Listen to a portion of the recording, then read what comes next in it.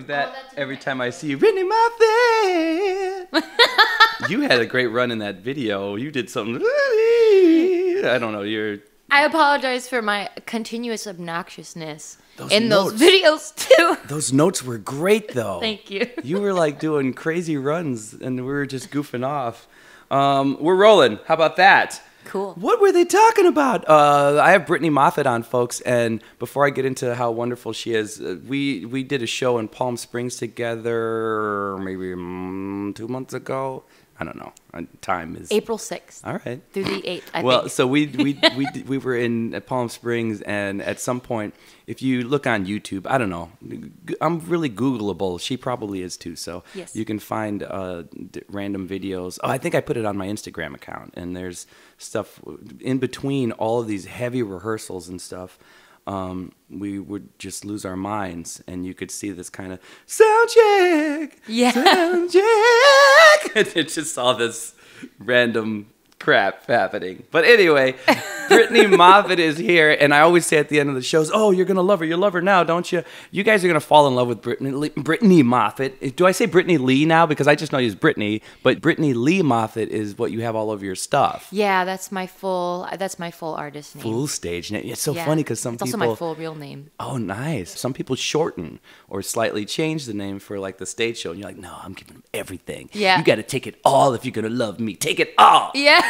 I might even add a second middle name, Brittany Lee Bartholomew Elizabeth Moffitt.com. Take it. Net. Yeah. Net.com.net.org. How you like me now?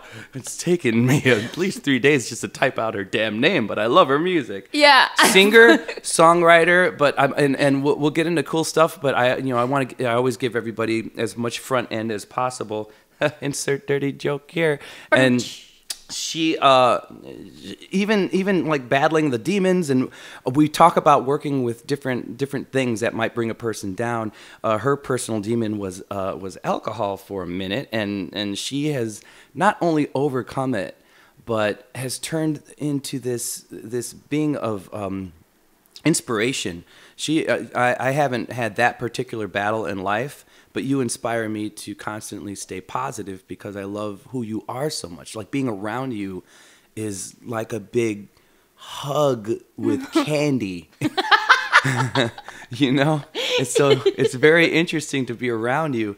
And you and I, and again, we'll get more into that. Like I want to get into all that as you, but as we get into that, it fascinates me because you and I, the first time we met, we were stuck in a car for like 4 hours. Yeah. Because we had a gig in Iowa. Iowa? Okay. Mm-hmm. And I remember, I think we were driving, and like 50 minutes in, we were just getting to know each other. And the more we talked, the more I liked you. But I remember just, well, tell me more about you. And you're like, well, I'm Brittany Moffitt. And then I said, I'm an alcoholic, because I was thinking of meetings, how they do it. And then like, it wasn't until another 50 minutes passed that we made like a weird stop. I think I wanted soft serve ice cream or something. And we started talking more. And I think in 2 hours, we got to know each other so well, so quickly. Yep. I don't know if we're just both that nice or if we just both gab that much. Probably a combination. And at one point, I'm driving and you're like, well, it's funny that you made the joke, and I'm an alcoholic, because I actually am. And I remember thinking, I'm the worst person in the world. Why did I make that joke? I felt so bad. But knowing that, I just and maybe I have a smaller window of view of people in that position. Mm-hmm. The people I've encountered who've either overcome it, most of the people I know of have not. But either way, there's a darkness, and I get that. You said you get it when I mentioned that maybe there are people like that.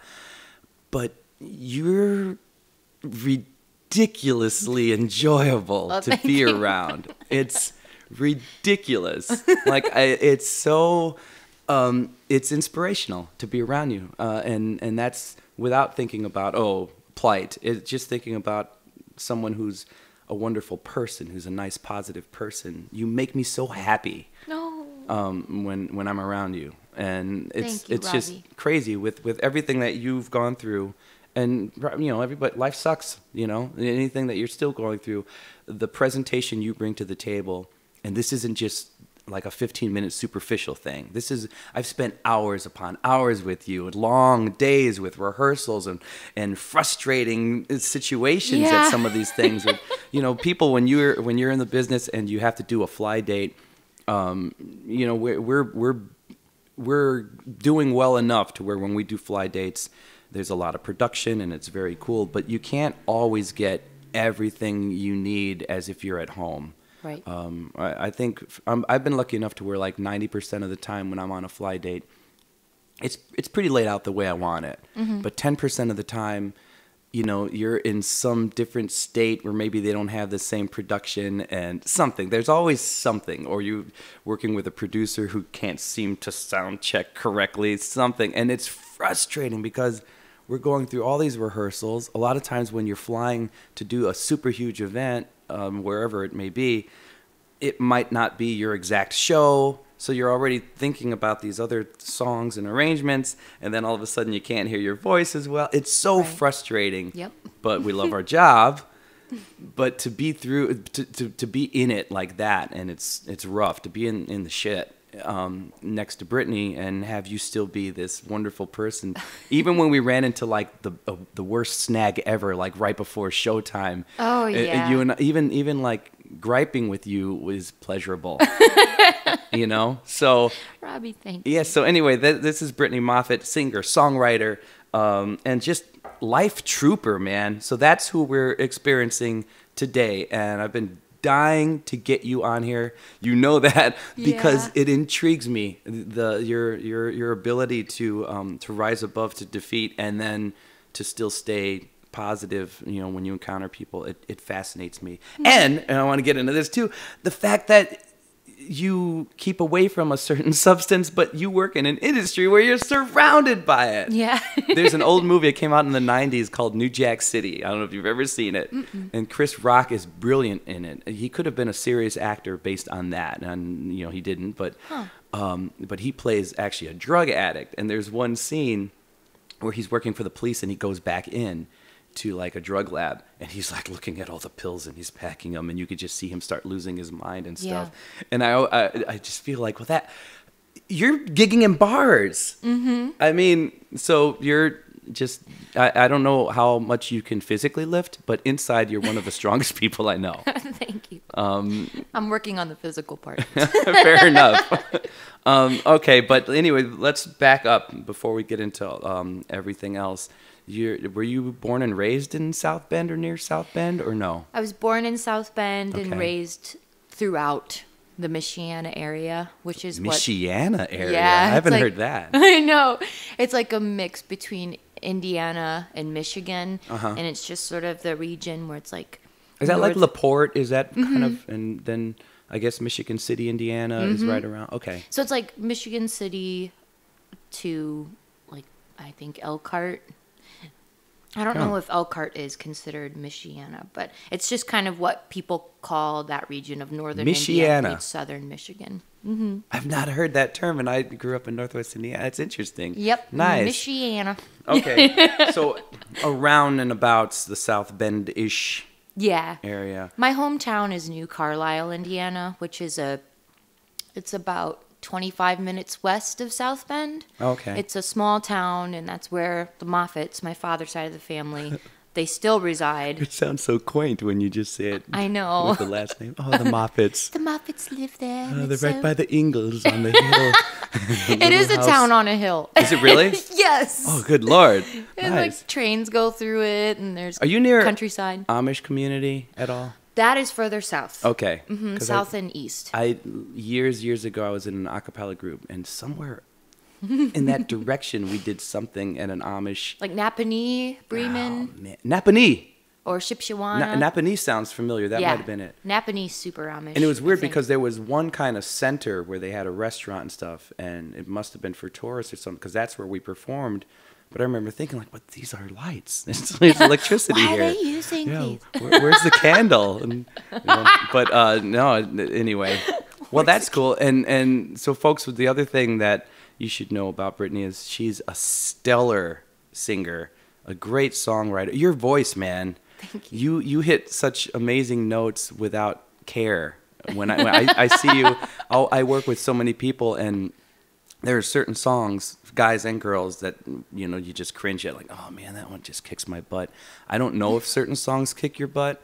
All I know is when you hit the higher songs that give most people pause, you're just like, bah! You know, like it doesn't even show on your face, and you never even make a comment beforehand, like, oh, that one's gonna be tough. So your range, you have an ease to your high register. That's pretty amazing. Thank you. I hope I don't lose it. I really don't.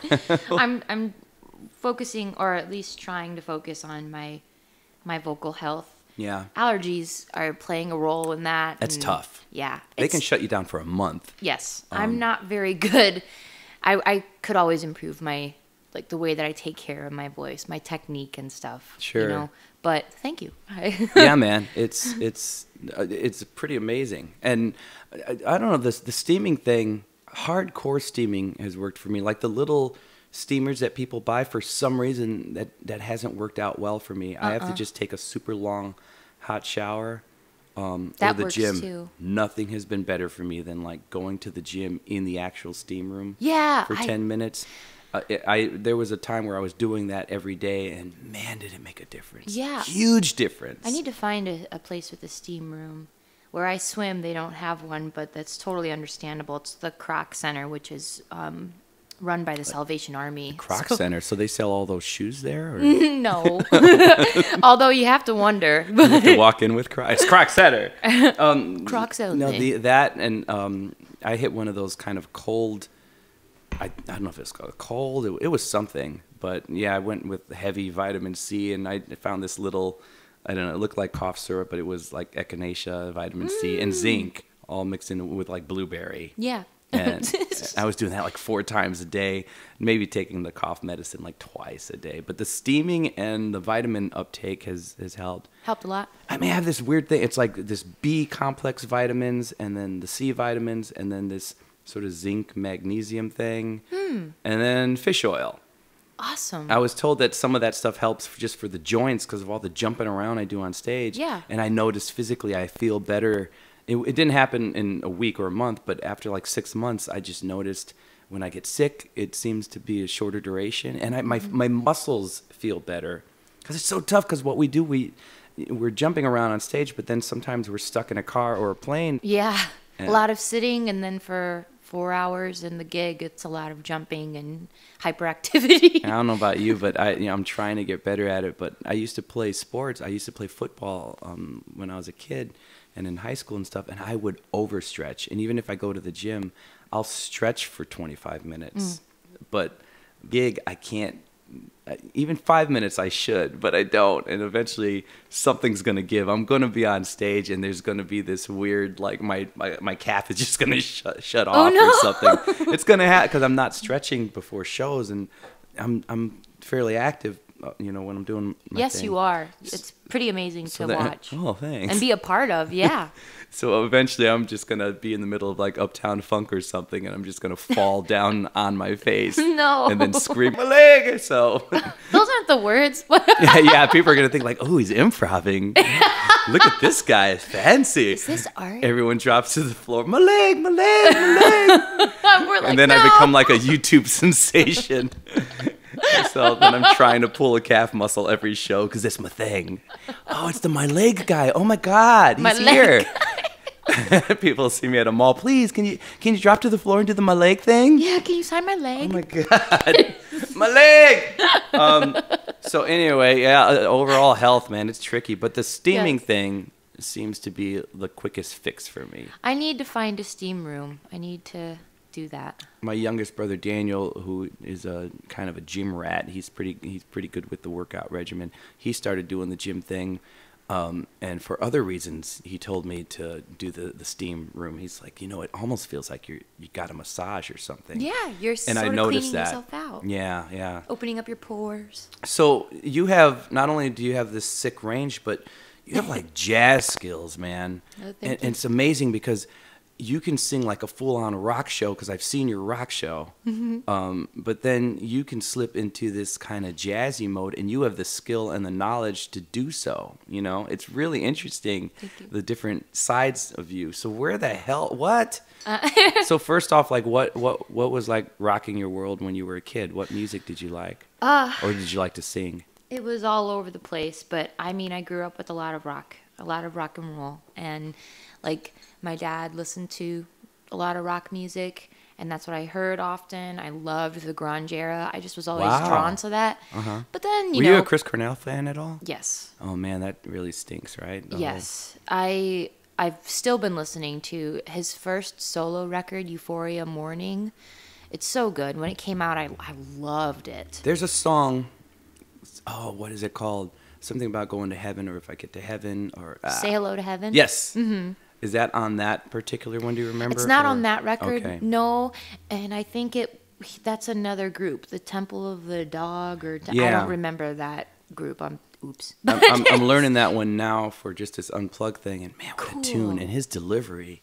His voice is unbelievable. Again, that's a throwback to my brother Daniel, because I didn't mind it, like his hits, but then after the fact, all of his solo stuff I was totally unaware of, and my brother started showing me this stuff, and the dude, one of the most unique voices I've ever heard. Yes. Yeah. But the combination of the voice and then his emotional content, you could tell this dude's feeling every line. Absolutely. But a unique voice, right? A very unique timbre. Yeah. It's sort of like, how do you do that so much? How do you Without- grovel and then wail at the same time? Without killing yourself. Right, without losing your voice completely. And then there are these moments of clarity, Yes. and he makes. I mean, again, I'm limited in how much I've heard him, but it just sounds like he made every word mean something. Yeah. The dude could do it. Yeah.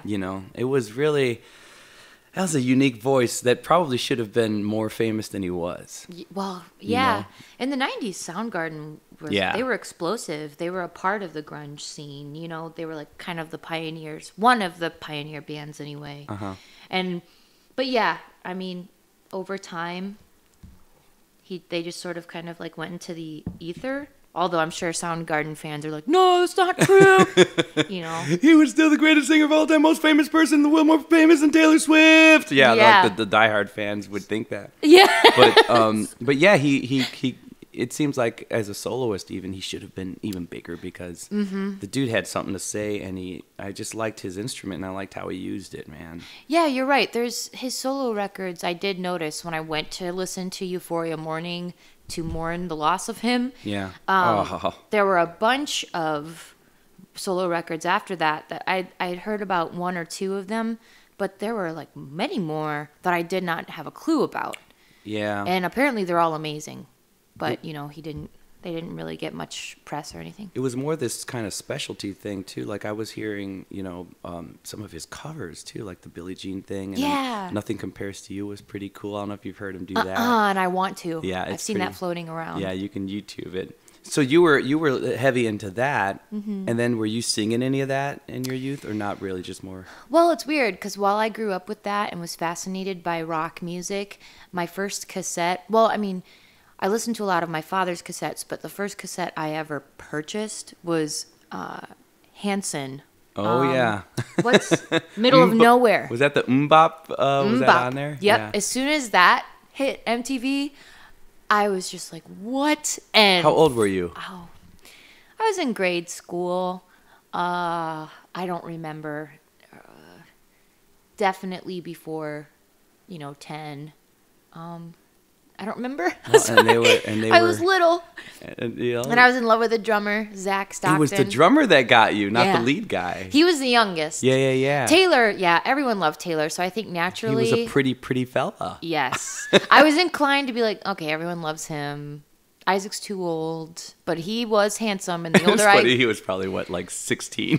Yeah, he was the oldest one. He's too old. He's too old for me. 2 more years, that guy's career is over. Yeah. Well, now they're married, and they still write their songs, and are just very well off. And okay, anybody listening that wants to, like, downplay Hanson, because when I first heard the song, I thought, well, this is kind of hokey. I was watching an MTV show, like back when MTV actually played music. Yeah. I think it was Jenny McCarthy. I think she had her own TV show, right? And she had the three of them on, and it was nothing but the little drummer kid holding a shaker, I think. And the Taylor guy was just singing, and the other guy was just playing guitar. And they did bop. Cool.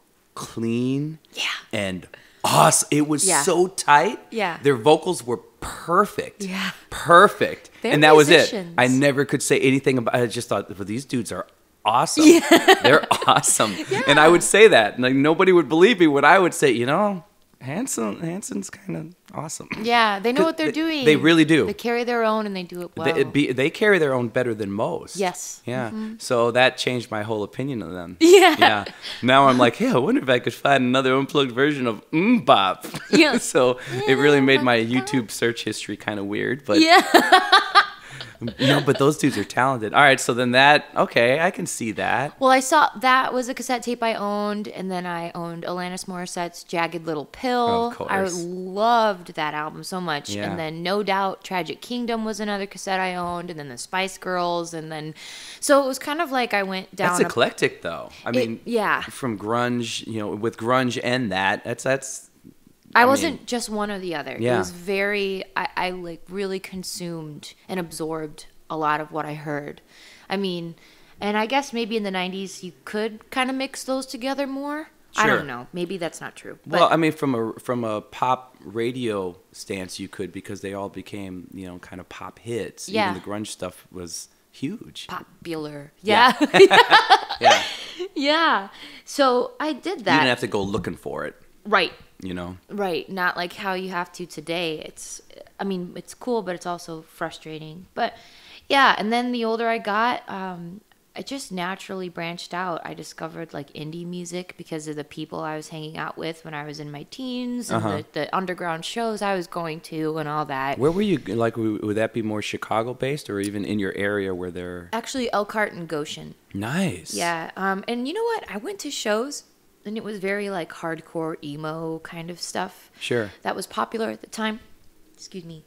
But I didn't really care for it. The emo thing? Yeah, I didn't. I mean, there was some that I liked, but I went mostly because that's where all my friends were going, and I loved to just be surrounded by music anyway. Yeah. But like honestly, I would watch these shows and I was like, this is not my cup of tea, quite honestly.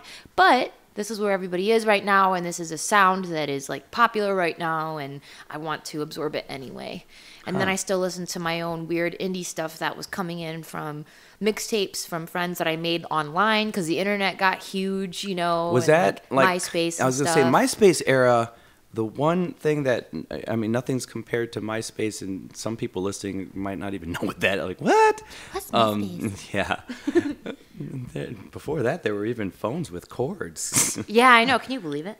But the MySpace thing, nobody's quite nailed that, because that used to be my indie radio. Yes, me too. I found so much awesome stuff on MySpace. Yep. It was too good to be true. Totally. Yeah. That's how it was for me, and I loved it. And that was like the social platform of the time, and you could do so much. Like your music was there, and the player. Facebook doesn't have the player, and I feel like people have to find me on Facebook after they hear a show. Yeah. Or conceptually, there's some cool picture or some video that was on Facebook that might help, but on MySpace, people were finding me just because of my music.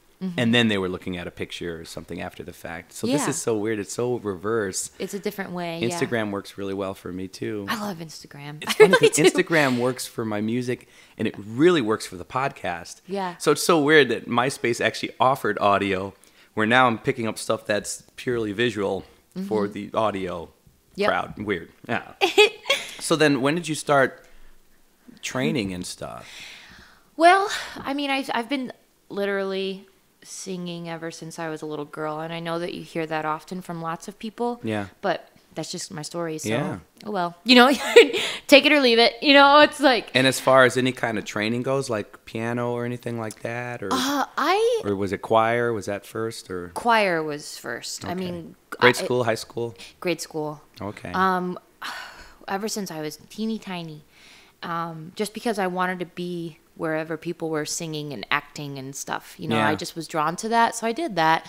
And then lessons, like private lessons, came into my life around 5th or 6th grade, and I was singing a lot still. And then I stopped lessons for a little while. I was in choir. I was in choir like all my life in school. And then theater, and then musical theater too. And then some more vocal lessons like around my junior or senior year of high school. And then once I graduated high school, I moved to Chicago and studied music at Columbia. Oh, wow. Yeah. Columbia, that in Chicago has churned out some amazing people. Yeah. Yeah, we work with a few. Yeah, the things that they learn and come out with. The thing I like about Columbia is the performance level. It seems in my it's still limited experience, but man, I'm not that limited. I've worked with a lot of Columbia graduates, and it just seems like the one thing that they have across the board is performance. Yeah. Yeah. You know, whereas I meet with, you know, there are some other people, you know, and it's weird. It's, you know, Allison Arobi is one of the best performers I've ever worked with, and she's out of amazing. like Roosevelt, I think, you know. So it's still, you can see these gems that still pop out, you know. Yeah. But just for the most part, the people I meet from Columbia just have showmanship. Yes. It's I don't know what they do there that's different from some of the other schools, but it's impressive. I think a lot of the schools are on this train now, but with Columbia, from my experience, a lot of it is very hands-on. I mean, you've got the academia part, but like you also have ensembles that you're a part of too, and you rehearse, and you're sort of coached, and you're coaching each other during rehearsals. And are they coaching showmanship at some point? Yes. Okay. Yes. I mean, you're not only learning the material. I mean, from my experience, yes, you're not only learning the material, but if you're with, you know, someone who's coaching well, then they're going to try to point out all those different aspects of putting on a show, including how you're presenting yourself on stage. That's cool because it shows, man. There's just this attack that people from that place have. Yeah. You know, when I meet them on stage and stuff, it's pretty interesting. It's pretty, yeah. No, you're right. So then, what, like in high school, were you already like what were you leaning toward when you went to Columbia? What area of study were you interested in? I went to Columbia and I was pretty naive. I just thought, I want to write songs, so I'm going to be a composition major. And then I realized that songwriting and composition, they are the same, but they're very different. How so? Explain. Because I'm not a classical composer. Oh, okay. And is that more charting and such as well as the creation of things, or? I think so. I Okay, mean, like, okay. I can't compose an entire... I mean, I could try. I learned a little teeny tiny bit how to classically compose or how to compose an entire piece of music.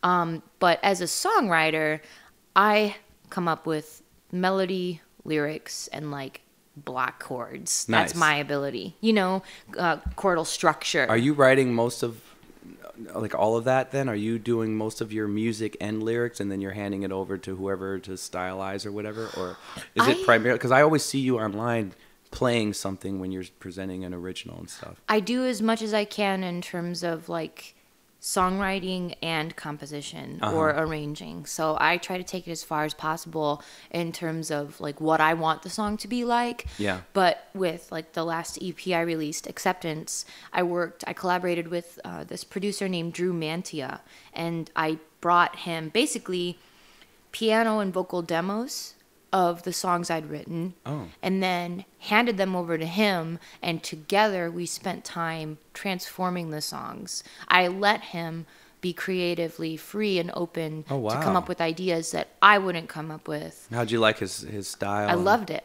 I really did. I thought it was very appropriate for the material on that EP. Collaboration is everything, because I do that myself. I'll try to find somebody who can... You can work chords better than I can. My block chords are probably so basic. So I like to, like, hand it over. But this guy he's your jam. Would you work with him again? Oh, yes. But he is currently working on and pushing his own project called The Belief Cycle. Oh, how'd you find him? You know what? We had a show together. It was at the Elbow Room back in 2009, maybe, or 8. Oh, okay. He was coming in from oh God, sorry, Drew. I don't remember where you came from, but he had his band, the Drew Mantia Band, I think is what they were called. Anyway, it was a little while ago, and I had my band, Lee. And oh, I remember that. Yeah. we shared a bill together. We both loved each other. And then he ended up moving to Chicago, connected with someone who owned a studio, a recording engineer who was also a live performer, Carter Co. Recordings.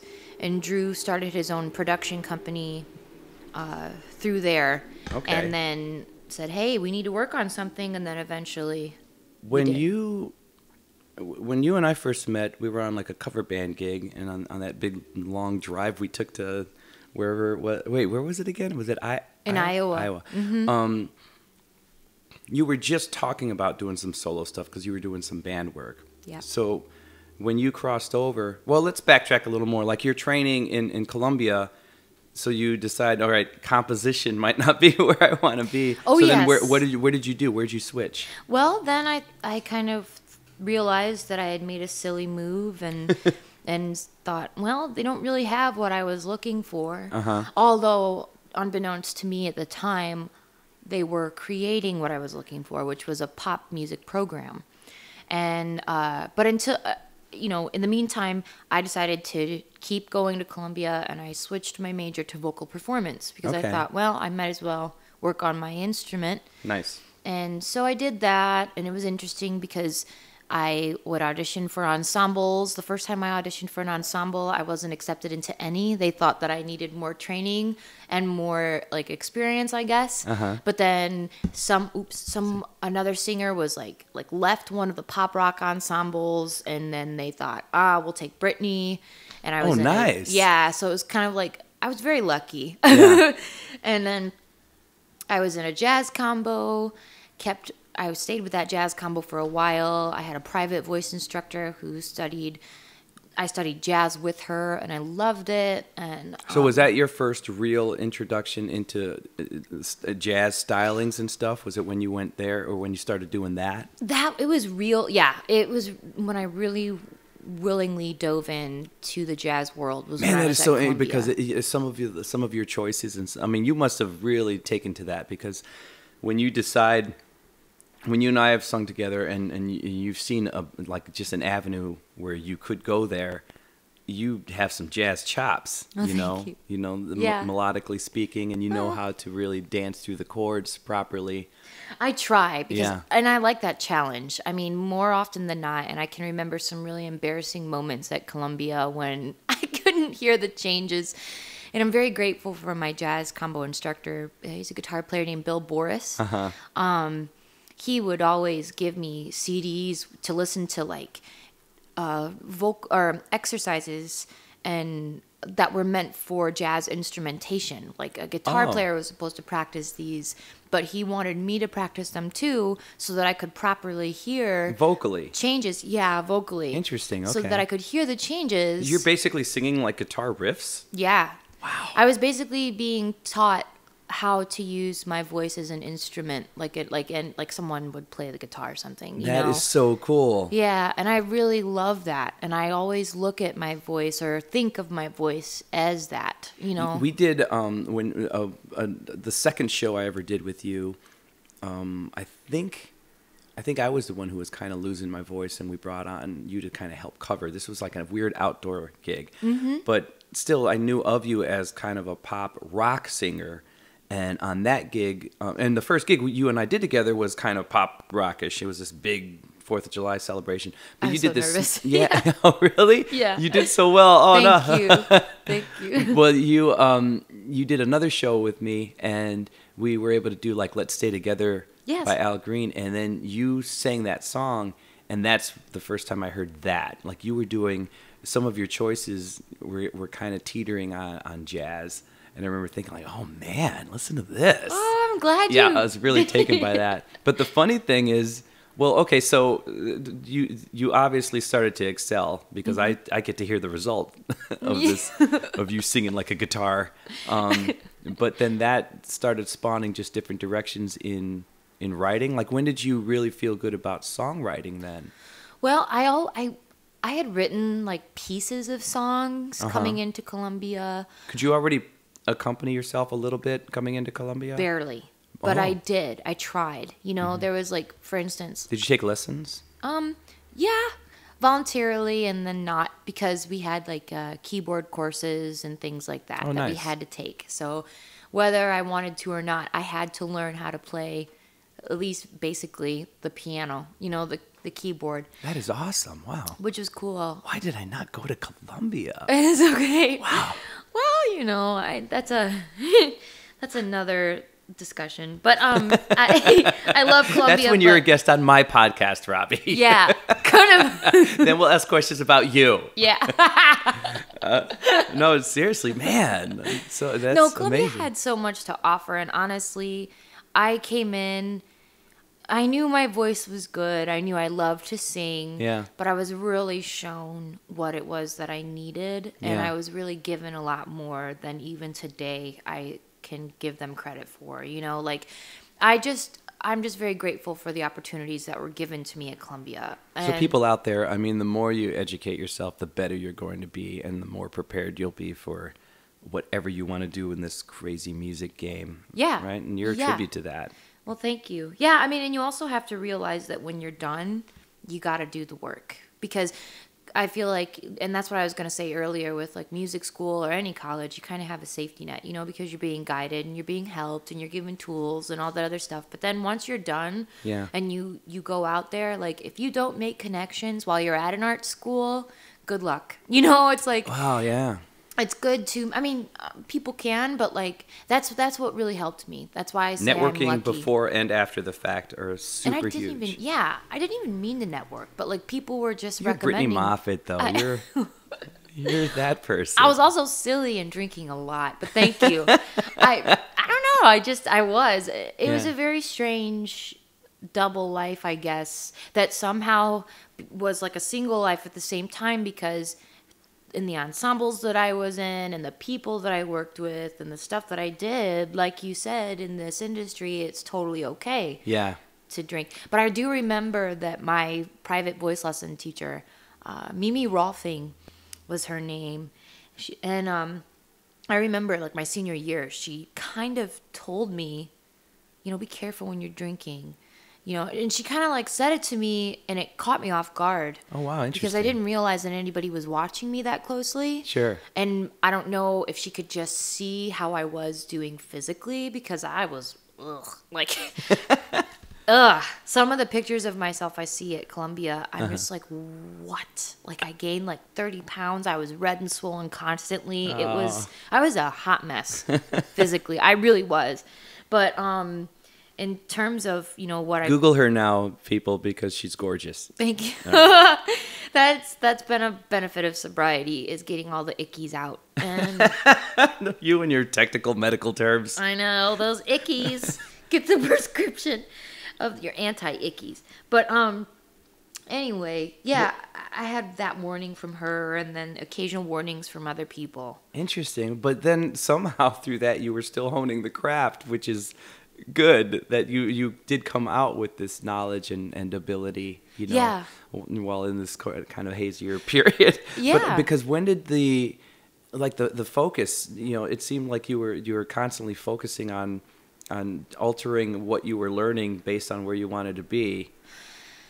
Because man, you're really eclectic. And I think thank you. I think I pride myself in that, although sometimes it can be difficult when I'm like, what do I want? Who am I? You know, Yeah, because that's tough. it gets a little confusing. You know what? I went through that a bit, Mm-hmm. and some people from the podcast listening audience will probably heard me touch on that. And I think I used to focus not only on who am I, because people wanted to know that because I was trying to get big record deals. You know, Yeah. I was getting really close to like Maverick and Columbia for a bit. It was crazy. Wow.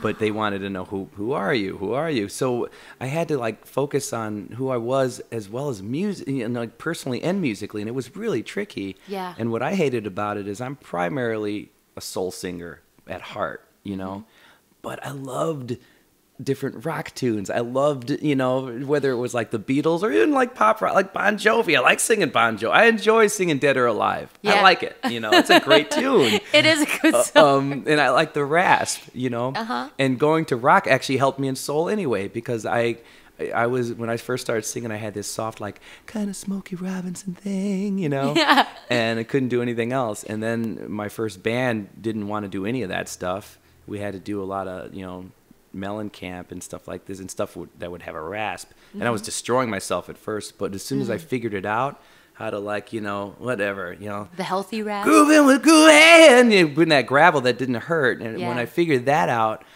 I went back to soul music, and all of a sudden, all these doors open. I was able to, like, do this kind of soul raspy thing. Cool. And then go back to the smooth. It's so, man, everything feeds everything. Yes, it does. Like, if people are trying to shut out one particular style of music, they really shouldn't, because everything serves you. Right. Everything. You're missing out if you do that, if you're shutting it out. Yeah, it's so nuts, man. But I mean, I will say that after going through that struggle of who am I and musically who am I, at one point I said, I don't care. Yeah. The thread through it all is me. It's my voice, and these are my thoughts. I'm writing these songs, so that's the thread. So if somebody's looking for a common denominator, I'm the common denominator. Yeah. And the minute I threw all that out the window, and it was like my third CD that I worked on, that was a CD that did the most for me. Cool. Yeah, it's not like I became world renowned or anything, but it just locally did the most. It was the most successful thing I did, but it was the only time that I stopped caring. Cool. And that CD has like a little bit of reggae, a little bit of Latin things, soul stuff, obviously, a little bit of pop rock on there. Yes. So it's just. And it's awesome. Okay, thanks. Yes. Yes. It's that CD, the Voice Prints. Yes, CD. Voice Prints. Yes, so it's, and I don't know if you're doing that now.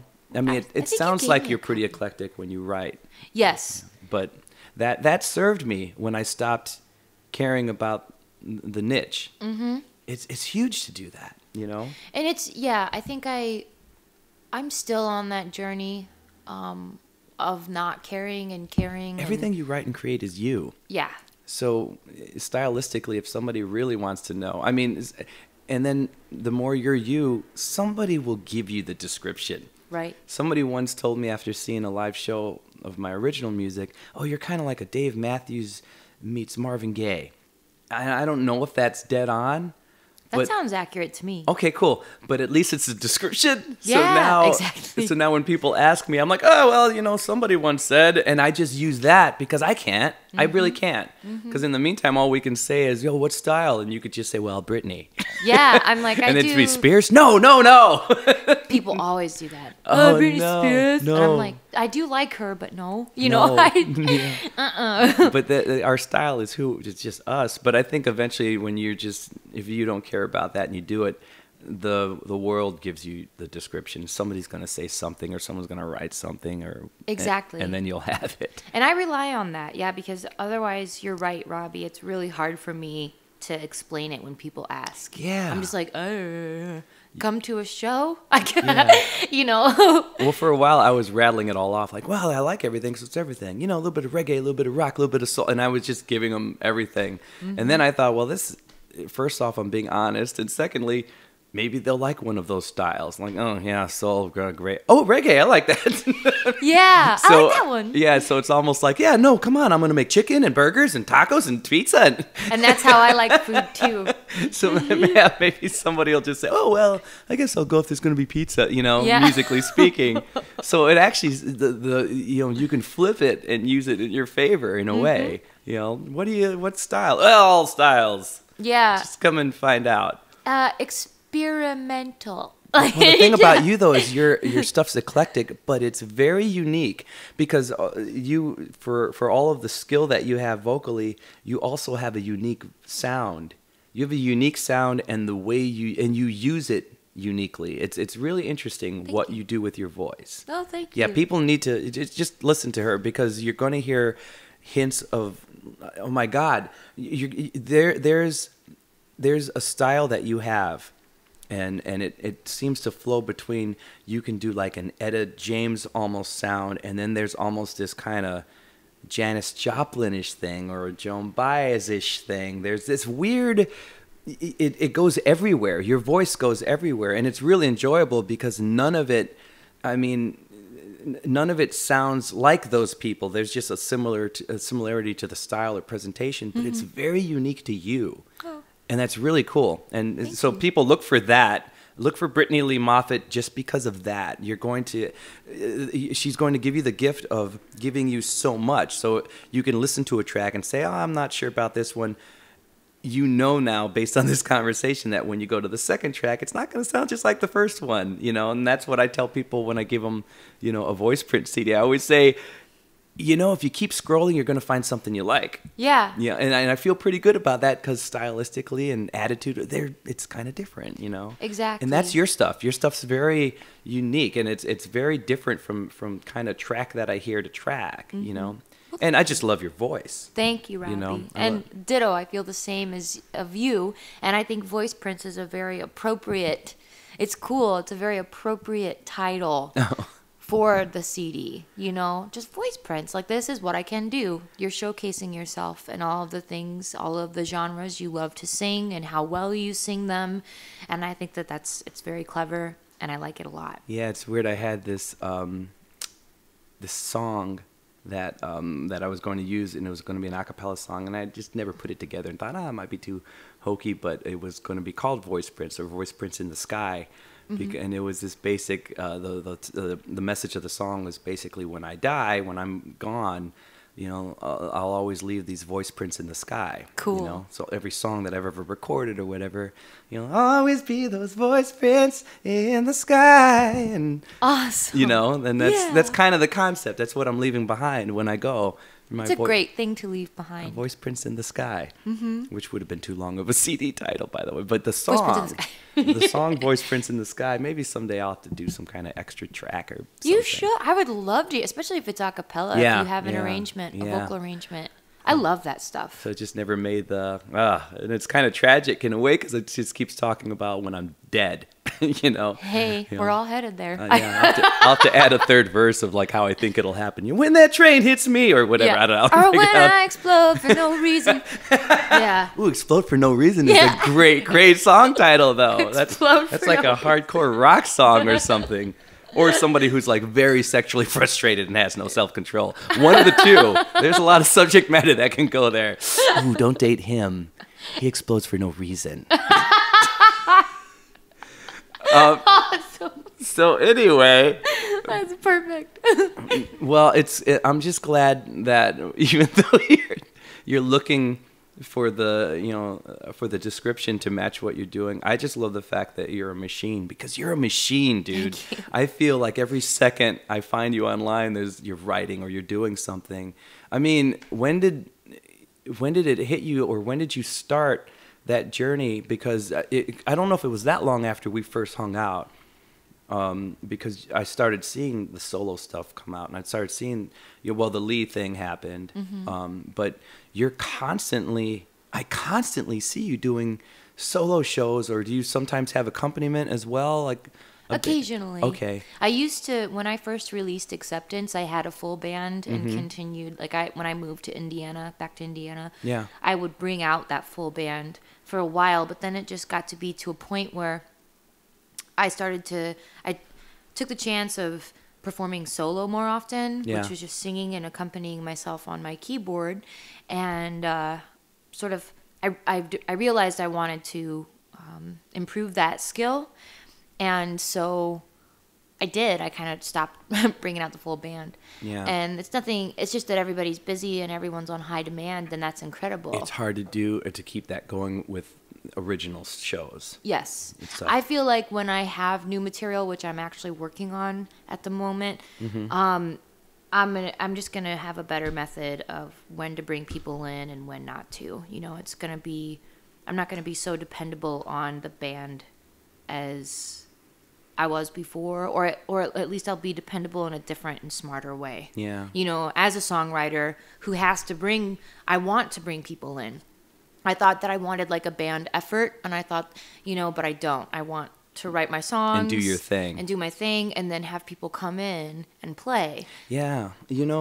I was so used to the band thing and that dynamic, but I learned the same the same lesson. Like, oh no, but where I went a step further is I actually paid to have everything charted, and then I just I shoot for the stars now for one, because I only do my original shows on like a Saturday afternoon at 2 at a cool festival, or a Thursday night or a Sunday night in the city, right?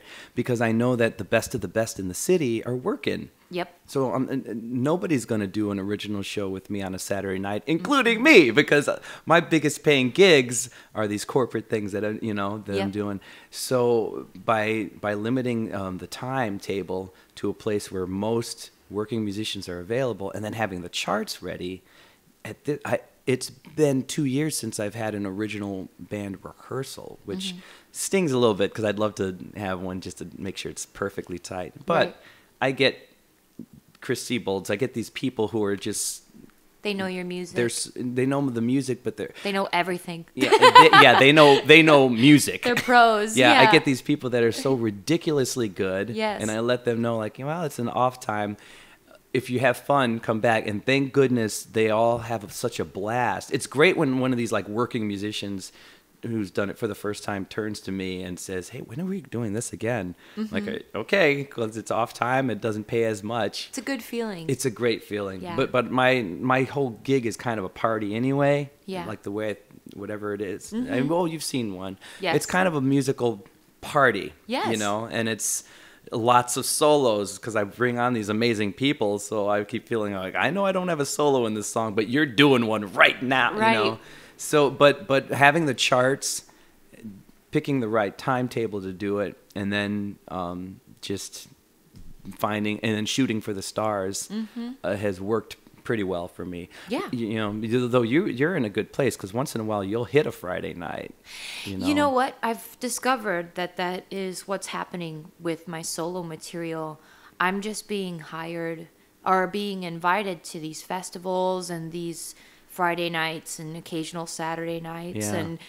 And like in South Bend, Indiana, there's a lot going on artistically, musically. I did not realize that, because you're doing a lot. Yeah, there's so much. I mean, people will say what they will, but after living in Chicago for 9 years and growing the way that I did and performing and stuff, moving to South Bend is another chapter. And that chapter, I've just been blossoming in ways that I never did when I was in Chicago. Although I'm grateful for what I experienced. And I just there's so much inspiration in South Bend. There's so much talent. Oh, that's great. Yeah, and there are people who are really passionate. So it's really cool to be invited to be a part of what they're doing in that community.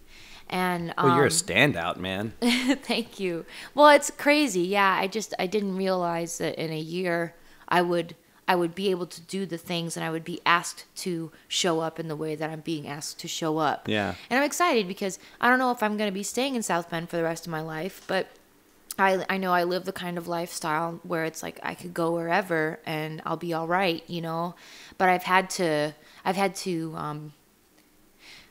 I used to, like, when I was in Chicago before moving out to South Bend, I tried to balance, the job with the music, the part-time job with the music and all that other stuff, and wasn't fully committing to music and was really afraid. I thought I was fully committing, but then I saw other people around me doing more, and I got lost in that, and then thought, I kept trying to figure out something else I could do with music. And then I just got to the point where it was like, no, I want to just do this. Wow. And I just so happened to move to South Bend, find an artist's loft apartment that just opened right on time. Whoa. Income based, so it's easy for me. I can afford it, which is not something that you find very often. And I decided I was going to take the plunge, and I was like, I'm going to dedicate my full-time career to music. There were 2 months, not 2 months, but 2 times in a couple months where my electricity was shut off because I couldn't afford to pay. I've been there. Oh yeah. So, but I thought to myself, is this what I'm going to do? Is this what I'm willing to go through? The anxiety of not having enough money, which is the worst. Yeah. And so I did, and now I just it doesn't even dawn on me enough how safe I am, and not just safe, but how well things are going being a full-time musician, Yeah. and how okay I am, not just financially, but the opportunities just keep coming my way, and the doors keep opening, and I'm very, very blessed. And I don't know where I was going with that.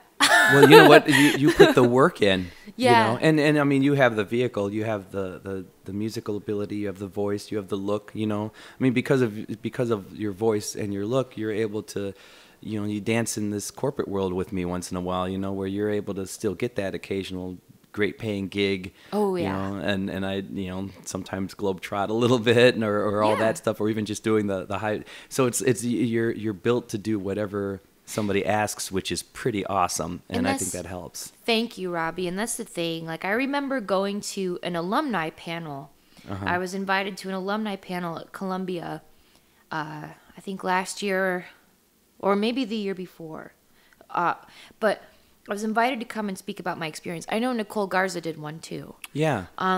Guys, find her episode something or another, but Nicole Garza is a fun episode, and she's the one who actually first told me about you. Really? Yeah. She's so great. I owe a lot of my corporate and wedding opportunities literally to Nicole. Nicole Garza, the beauty of her is she's so astounding and so talented, yet incredibly generous. Generous, Yeah. exactly. And you don't see that a lot. In fact, I know of some very talented people, one in particular who was a big name in the city. I won't drop the name, but knew Nicole Garza and considered her such a threat that she wouldn't drop her name where she Wow. could have. Even when this lady like left town and to do stuff on the coast and stuff, she would still try to maintain some of this work where she couldn't even do it, but just threatened, you know. And to have Nicole be so good and to go through that and still not be that, because Nicole is Nicole is generous with gigs. She's generous on stage. You know, you Yes, she is. you can be a lesser singer even. I've seen her with people who are not even as good, and she's still so generous. She'll never try to just outdo One up someone. you or No. something. You know, her and I have similar styles where it's like, oh, let's have fun. Let's compliment each other with whatever we're going to bring to the table. Yeah. And I know other people that will just try to like, no, I'm going to own you. You're on this stage. And I see it like, oh, this isn't a contest. Right. Let's, you know, sing together. And I've fallen victim to both sides of that coin before. That's awesome. I love your honesty, by the way. Yes. But we all have. Yeah. Yes. When I was, I had You some, get the drive to be like, oh, let me tell you, let me show you. And it's just, especially in college, oh my Lord. Of course. But I mean, that's the age to do it, you know. Yeah. Somewhere there are tapes of me in my early performance in a group I was in with other singers, and you would just see us we're all just like having pissing contests, like how high can you? Oh, you know. But wasn't it great whenever you get past that? And I think that's part of youth. You know, I think ego and everything, putting all that in check, that's part of it. So I think it's healthy, you know, because we're doing something that it's a sensitive, emotional thing to do, and Yes. I don't want like some doctor or even a mill worker to hear this and like, you wimps, like you're singing, but you have to have the guts to be up there, and it does take a lot. And your insecurities are still there no matter how gutsy you are when you're 25, 24, 23. And because of that, I think it makes ego kind of crazy, and you're worried, like, did they just cheer more for that person than for me? Or did that person just sing better than me? You know, Right. all the wrong things. But I mean, I think if you're young and you feel that, that's okay. It's actually okay. You have to process it, get past it. And then once you get comfortable in your own shoes and in your own voice and you know your abilities, then that will go away as long as you let it go away. Yeah. Because then it turns into this joyous dance. Now I can be on stage with somebody like you and just feed off of it, you know. And now if somebody shows me up on stage, I don't know what happened. All I know is something cool happened and I got to hear it. Yeah. You know, Yeah, so that's now how I all of a feel sudden too. I'm enjoying music more than I ever have before. And if you're better than me and you're going to come on the stage, that's cool, because Yeah. I haven't seen a good concert in a while. And if I'm going to see one 5 feet away from me, Right. oh my God, you're not upping me. You're actually enhancing my experience this evening. You And know you're what I mean? inspiring me to do better. Oh my God, yeah. I love the challenge I love the healthy challenge of that. So then you know? throw back because you've been inspired by what they did. Not Yeah. you're not trying to top what they did. Oh, I Right. love it, man. I've never had more fun with music than I have in the last like 5 or 6 years of my life, 10 years probably, that I've just kind of went past that. Yeah. And now I'm pushing people like, yeah, do it. Do it. More, you know? Yeah, and it just reminds me so much. There was this singer in college, and I won't drop names either, but at the time, Yeah. like there was definitely this unspoken rivalry, and I feel weird even saying that, but there were people who were talking about it, Sure. and then, you know, there's college drama, music drama. Yeah. And there are so many moments where we were just going at each other. And I think I heard like a recent, maybe a year ago, I heard this like kind of shared improv between me and this rival singer. Uh-huh.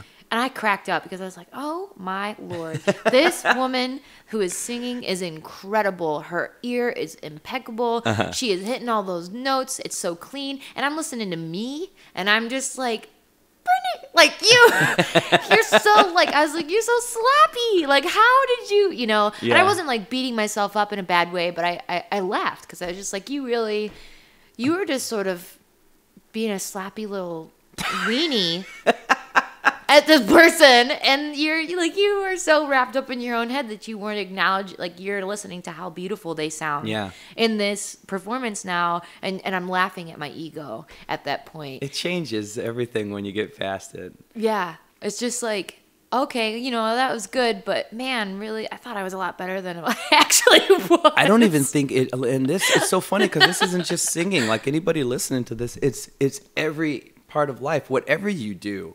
You know, I mean, there's a certain level of insecurity when you're still younger in anything you do. So you're going to feel that thing in that competition. Mm-hmm. But I think, you know, for things like, especially performance though, or in the creative realm, it's really about getting past it, because once you get secure with yourself, yes, man, you're going to enjoy it so much more. Right. You know, now it just opens up the entire world. And then the funny thing is you don't realize it when you're younger, but it opens up the world and you're able to enjoy it more, but you're also able to grow more and get better than you could before, because we don't realize it at the time, but we're keeping ourselves in this box because we're just trying to use our own tools and skills to up the person that's next to us. Right. When what we should be doing is taking pointers from what they've done and learning, and then it makes us better, you know? Yeah. So it's so funny. Once you get past it, it's such a great thing.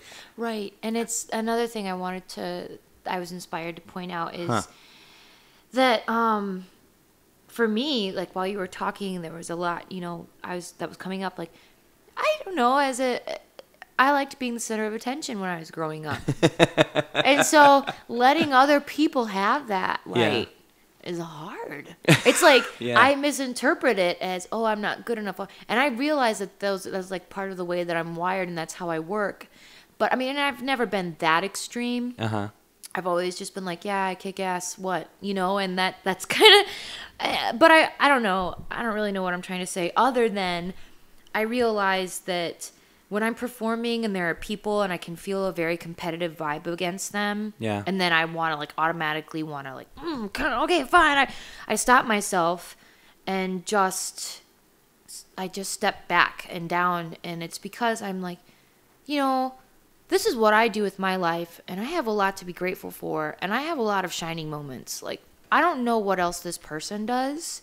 You know, this might be like their shining moment. Oh, this wow. might be their, like, I don't know what they're going through and what they need to get out. So, Brittany, just shut up. You know, like, just back off. You know, it's not the Brittany Moffitt show. It's, you know, the Rompedale Orchestra. It's Enough Said. It's, you know, this jazz duo. Like, stop soloing for like an hour. Let the saxophone player solo. You know, stuff like that. That's smart. That's a great way of looking at it, though. That's a generous way to think about it, too. It helps because it's just like I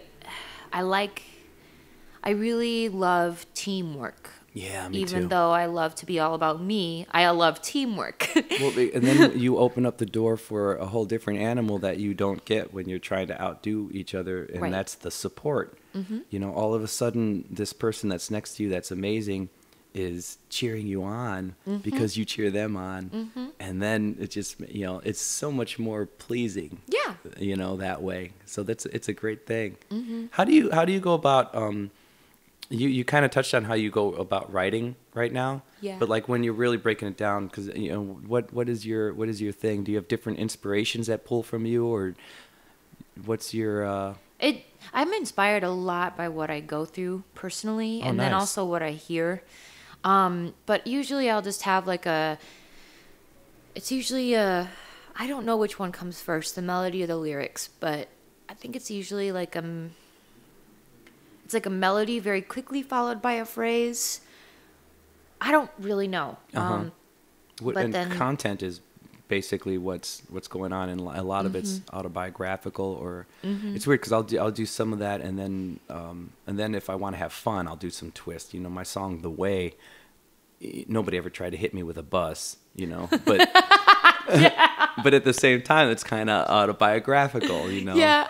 So it's I'll have fun with it, but how much poetic license do you take? Because sometimes to make the song as best as it can be, you want to enhance something. Yeah. That was obviously for the comedic reasons and stuff. And I listen to music on such a personal level that it does surprise me sometimes when I hear singer-songwriters. I listen to their lyrics, I read about it, and then I discover that it's not a true story from their own life experience. I listen to it and I'm like, oh my gosh, what is this person going through? Because that's how I write. Yeah. And then like Joni Mitchell, for example, there's a lot of stuff that she's written that she has not personally gone through. And I almost envy that because I always write from a very personal level. Yeah, I'd say 90% of what I do is the same way. And kudos to them, because in a way they're almost like novelists. Yeah. I'm like, you can write really amazing things that you haven't been through, but how do you know how to capture this experience so well? If you haven't been through it. Yeah. I don't know. It's very admirable to me. It's strange. I mean, it's happened occasionally. The only way it's kind of worked out for me is when someone's given me like a nudge. There's a song I wrote called "The Breakup," and it was musically pretty much all finished. Chad Burton wrote the music to it and presented it to me. And he said, I would like you to record this. And he's like, you could say whatever you want. And then he sang this, "I'm already gone." And I thought, oh, I'm already gone. And it just like hit him. Yeah. I thought, that's hilarious. So that's somebody who broke up with somebody and they don't quite realize you broke up with them. Yeah. I'm gone. I'm already, it's over. It's done. Yeah. And now I hadn't had that experience. I probably have, but at that time I couldn't recall anything. But the concept tickled my fancy. Yeah. So then I wrote a whole song about it, and I had so many people bugging me. Who's the girl? That song's about nobody. I know. So sometimes I'll get a nudge. There's a song called "Yo Quiero Bailar Contigo," which has like a little, Latin, awesome. a Spanish chorus in the band Timepiece I was in. Same thing. The guy named Buddy Getch came up with that title and said, I just wrote a song called "Lover," which is about getting it on, but it's also about being in love, like making love to the one you love, as opposed to like just writing a song about sex, right? Right. And after that, Buddy came to me and he said, "Listen, I wrote the music for this thing. He doesn't want to sleep with her, okay?" I think it's like, just back down. You just wrote "Lover," but he's like, "There's a song. He just wants to dance. He wants to dance with her." And I thought, well, that's cool. So I've had other people have to set me up. I don't often just hear about something. It has to. I have to pull from life. Cool. Something me or something. But have you had that where it's like, oh, okay, oh, that's a good idea. Sure, okay, I'll run with this. It's not. I'm not going through this right now, but I can write about it. Yeah, that's harder for me, but not entirely. I have not had. Well, actually, I was collaborating in a project with my friend Eli Kahn, who is a guitar player. He has a name. He's awesome. It's a great artist name. Yeah, Eli Kahn. He and Arthur Schroeder, I think that's how you pronounce it. All right. They are in a group called After Hours, OURS, not like time, but they're this sort of like I think they're labeled like head nod jazz. Cool. Kind of, very like loungy, but and modern, but very jazz, and with like a taste of like instrumental hip hop, you know, like live hip hop. Oh, cool. Instrumentation. And where are they based out of? South Bend. Oh man. Yeah. I'm taking a let's keep in touch. I'd like to see that. Well, they released an EP. Gosh, Hoping Waiting. Okay. I'm on it. I say I'm the featured vocalist. I can't believe I forgot the title. There's just so much going on. But yeah, I am the featured vocalist, and it was a collaborative effort between me and After Hours. I was asked to write lyrics and melody, but there were many ideas that Eli handed me and said, I kind of want you to go this way. Do you think you can? And that was a challenge for me because I like to write, you know, from my own experience and do it my way. But I also really, this past year, these past couple months since then, I've been actually collaborating a lot more with people who are sort of trying to have me go in a certain direction for something that they've written. And then I'm like challenging myself to do that. And it's a learning experience for sure. Oh, that's cool. Yeah, it's different than what I'm doing than what I like to do. I think it's fun. It's so much fun. Yeah. I'm so afraid of it not being good enough, but I realize that. That's and awesome. It's just like, I mean, that's what people do. You write and you don't like it, and then you write and you don't like it, and you write and you do like it, and it's just kind of how you are supposed to write something. Yeah, it's weird. I think I have one or two collaborations that I'm not thrilled about, but I still enjoy them when I hear them because it's just part of the pile. You know? It's that whole pile of artwork you're creating. Yeah, it's an archive. And you would think that somebody or something comes out of it, even if it's something you don't like. Maybe it lyrically takes you down a path that, oh, I'm glad I tried that because I don't ever want to do that again. Right. Or, oh, there's this little nugget that I really like, you know. So it seems like there's something that you get out of it. But you're accompanying yourself now. You've become so used to it. And now I saw something on Instagram or somewhere, like you're messing with guitar now. Yeah, my boyfriend actually, Christian, helped me to purchase my first left-handed classic Fender. So you're acoustic. a lefty. I'm a lefty. Yeah, I'm a lefty. Cool. Yeah. Oh, I don't remember if we discussed that before. In Palm Springs or something. Yeah, possibly. Yeah. My dad's a lefty too, and he's a drummer.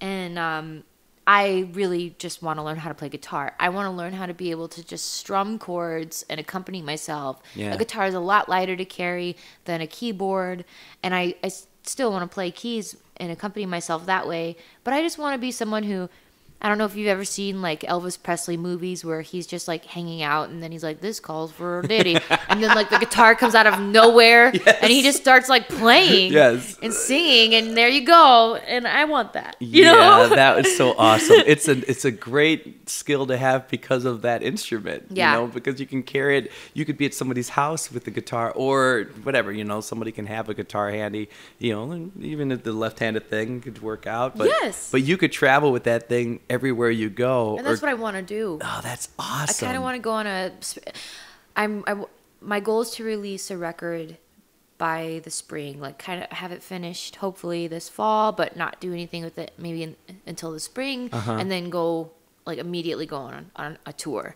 And I kind of want to just go southwest, kind of explore like the West Coast, go southwest. How is this coming your way, by the way? Because it's happening. Like I see you do a lot of solo shows. Yeah. You do a lot.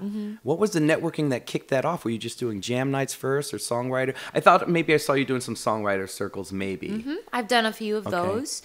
I tried my luck with those. Yeah, what got your brand out there the way it is now? I don't know, honestly. Okay. I really think a lot of it has to do with people liking my voice. Okay. And I can't believe it. You know. I can. I do. Thank you. So. Well, thank you. Yeah. I mean, one of the last Lee shows, actually, like the last Lee show was at Lincoln Hall, and I was playing piano and accompanying myself. And then there were two other members from Lee that joined me, the backing vocalist Ali Arzini, and then Matt Roberts, who I think may have played a couple percussive instruments and then acoustic guitar. But it was a very acoustic arranging of Lee material, and people were very responsive. And I thought, you know what, like, I'm gonna keep trying my luck. You know, hopefully people will like what they hear with me just accompanying myself, and then hopefully somebody will come up to me and say, Brittany, you gotta stop, you know, if that's the case. But that has not happened. People have been very much drawn to It's sort of the stripped down version of my material. It's really cool, and I think it's a tribute to you being able to get to that point where you can accompany yourself. It's just like people who work in film these days. It's not enough to just be a writer or just be a director. In that field, you have to know how to edit and how to do so many other things. Yeah. And it works for a songwriter. You know, it's huge, but it shows because you don't stop. I think that's the other thing. Like, you're constantly putting yourself out there, but you don't stop. Like, it feels like there's always new content coming out of you. Well, thank you. And that's huge, man. Thank and you. I love the way that you utilize Instagram. I'd like even more snippets of your songs on Instagram. Yeah, I don't do enough of that. Yeah, I would personally like that, you know. But that is just great. Well, we're going to take the quick eye blink, and then we're going to get on to other stuff. But here's your eye blink. That was your eye blink. It's like a second for the audience, but 7 minutes for us to rezap our coffee, eat some more almonds and all that good stuff. Oh, Once again, it's a chatter of fact. Brittany Lee Moffitt. I didn't say this. Listen, the police are coming to get us. Uh-oh. Maybe the fashion police, because I'm dressed like a bum today. No. But you guys know the drill. These are not interviews; they're conversations, and this is a good one, man. I love you. I love you. I so love much. you too. Oh. So you're doing all of this stuff, and then at some point you're like hitting life kind of hard. You're like living the rock and roll life. You know, one might say, but no. Did some of that start like before college, or was it, you know? It sounded like it. I don't know when it hit full. Full throttle was like the end of my freshman year of college. Oh, okay. So I grew up in an alcoholic household, in an alcoholic environment, but I didn't touch the stuff until college. Was that a big reason, just being around it? Because I same thing. I have some alcoholism, you know, that I'm close to, and it made me. I didn't have my first drink till I was 21 because I was so afraid to like lose control. You know. I didn't really. Yeah, I guess I didn't really. I was naive, so I didn't truly understand why I was avoiding it. Oh, okay. But I just was. Yeah. I knew that I was afraid of something. I just did not know what. And then I think I was afraid of like losing my innocence or something. I just thought that drinking was like a very adult thing to do. I saw it constantly. You know, I grew up with it. That's adorable. And I was really naive. And then, thank you. And then I finally caved in to this little party my roommates were having. It was really beer? nothing. Was it hard liquor? It was hard liquor. I think it was vodka. Okay. Smirnoff, that's all. Or vodka, and then there was like a beer. I didn't even get drunk the first time I drank it. I got pleasantly buzzed. Okay. And called up a friend of mine who is sober to this day, not through program, but just because he chooses not to drink. And he was a friend of mine when I was in high school, and I called him and sort of like told on myself. And yeah, and at the same time, was sort of like, it was like closing that door to naive innocence, and then all of a sudden opening the gates to chaos. And that summer, you talk like such a songwriter. I love it. So Thank you. Coin a phrase. Super ambiguous. And I opened I went home for the summer, and alcoholism was still pretty bad in the house. But I was in college, and all of a sudden my friends that I had in high school, most of us were like sober, which we called straight edge at the time. Oh. Everybody was drinking now. It was like all of a sudden we were all getting together and getting trashed. And that's just kind of how it was. And I had a blast. Sure. But I also was that person who immediately consumed whatever she could. Yeah. And you had it. You went for it. As soon as I could have it, I like had it. Yeah. And not only that, but things that you could smoke and people you could make out with that you wouldn't think to, and just all that stuff. I just did it. I just ran off and did it. And people you would make out with that you wouldn't think to. Yeah. I love the way you talk so much. Thank you. But yeah, it just... Sure. It was just very reckless. Yeah, and my behavior was very reckless, and it was because I loved the feeling of like not having to be responsible, of not, in that moment, it was just like, I don't have any care in the world. That separation from the world that it gave you, is that what you loved about it? I did. I felt like I was escaping, and at the same time I had arrived like in a paradise. I was just like, yay, this was fun, and I can be crazy, and everyone's having a crazy time, and this is just what you do, you know? Yeah. And also, like, I don't know, I don't give a crap about what's to come tomorrow. It was just very reckless, but at the same time it was because I didn't really want to grow up. I didn't want to be responsible. Yeah. And so I was just like, bleh, and then I don't know, I just got through school. There was a point where I was wondering if I would be able to get through school. Just because like I was going out and being crazy and drinking with people, and then like rolling into class late, and I made some of my best friends who like judged me hardcore because I was the one who always walked into class late. I was the one who like obviously didn't give a crap but was showing up anyway. And then that changed over the years. Sure. But when it was at its worst, it was like the next day was. I mean, it wasn't a deterrent if you felt really crappy the next day. I could somehow show up anyway, but that all changed once college was over. It was like all of a sudden, I wasn't like the parties that we had, which were nuts, weren't like I wasn't reacting in a very hyperactive and fun way anymore. It was starting to get like emotionally crazy, and I was starting to. It was just like the plummet it was pretty quick. Was it angry? Was it just dark and depressing? Like, what was your response? Was it, I'm just going to throw this lamp, or was it? It's funny now, but it's scary in the moment. It was a mixture of like throwing fits and rage, but not necessarily. Oh man, one time at a bar I did throw a beer bottle in the middle of a performance. Oh, God. Because I didn't like the performance. It was really disturbing to me, and I was also drunk. So I literally, it wasn't a beer bottle, it was a glass. I literally tossed my glass while this person, now granted, this performer was peeing on the floor in the audience. Really? Yeah. Oh, no. And it was just this like really that's messed up. Awful sounding rage rock that was like they were really just trying to get a rise out of the people. That's why I don't go to any of those Barry Manilow shows anymore, because that's like his thing, right? What? That would have been awesome. Barry Manilow pees on the audience? Oh, Mandy, I don't care anymore. I'm old. I don't care anymore. Yeah. That would be so cool. I would attend that. I mean, I wouldn't want to sit in the front row, but okay, obviously it wasn't Barry Manilow. But, but it was a female too, and I think Dionne Warwick. Was it Dionne Warwick? No. Oh, okay. Oh my God. What do you get when I pee in your face? All right, sorry. Disturbed and drunk. I don't know.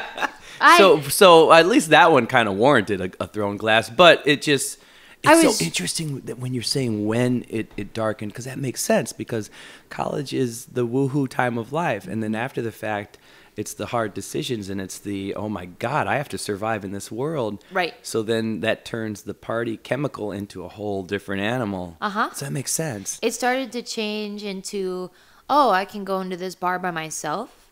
I'm going to do that. It wasn't like I'm going to go out with my friends anymore. Yeah. It's, oh, I can do this. It's like I remember the night that I went into a bar by myself for the first time just to drink. Can I ask how old you were? 22? No, 23. Okay. Either 22 or 23. And then I remember when I had a job, I drank at lunch and was like, oh, I can drink on the job. Hey. How much would you put away at like lunchtime when you were at your worst? Maybe a beer or two. Oh, okay. Yeah, but it would leave me buzzed, and I don't know. To me personally, that's not okay. Now I'm like, that's not what. Yeah. But there are people who do it all the time. Can I ask? So when it was hitting you, when it was at its worst, like what was it? What at the time? What was the need? It was just you'd wake up and have to have something, or was it? Or what were you getting out of it? What did you think you were getting out of it? It was just the escape? Yeah, it was like a coping mechanism, because I think I had a lot of anxiety about things, and I didn't realize that was something that I was like trying to cope with. And I had a lot of fear about responsibilities. I was not doing well financially. I was like lying, cheating, like very irresponsible, like very just unfaithful in a lot of ways. And drinking was the way that I could just I just wanted to continue to get away from those things, but they just kept following me, and I just kept waking up more and more hungover, more and more sick, and more questioning, where am I going with this? And I remember like I would hang out with people and just obsess over having a drink if I didn't have one. So it became like an obsessive need, like I couldn't really tolerate you unless I was drinking something. Oh. And that is crazy. That is a sort of like that's part of my, I guess you would call it a disease. And I just definitely, I was singing on stage more and drinking more, and it was affecting my performance. And I used to think I would never do that. I would always drink I would usually drink after, but no, then I started to drink while I was on stage, and it started to affect because I liked the feeling, ooh, I can be this way on stage, and I'm invincible.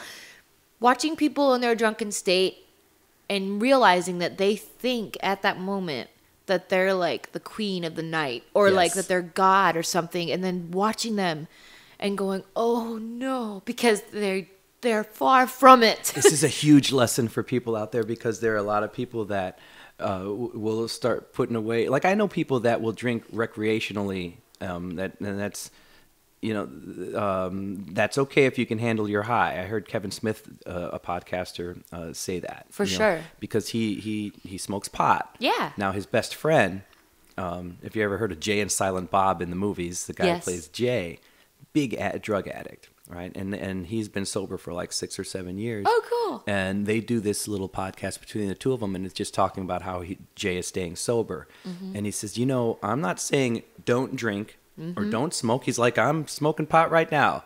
Mm-hmm. I'm saying handle your high, whatever it is. And if you cannot, like my friend here cannot, he's not touching anything. Right. And I think that could be whatever it is, whatever the high is. Exactly. It doesn't have to be substance, But It's interesting for people out there. I know people who, again, will drink recreationally if they're at like a dive show or something.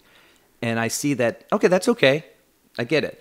But it's the people that are in the middle of their show and they have like 3 shots because they think, for one thing, it loosens them up, or whatever, the confidence thing. Mm-hmm. But there are people who legitimately think like, oh, now I'm rocking it, and they don't realize it. And this is the lesson for those people, not the people that are recreational and can handle their stuff, but the people who specifically are having shots in the middle of their show, not for fun, but for their show.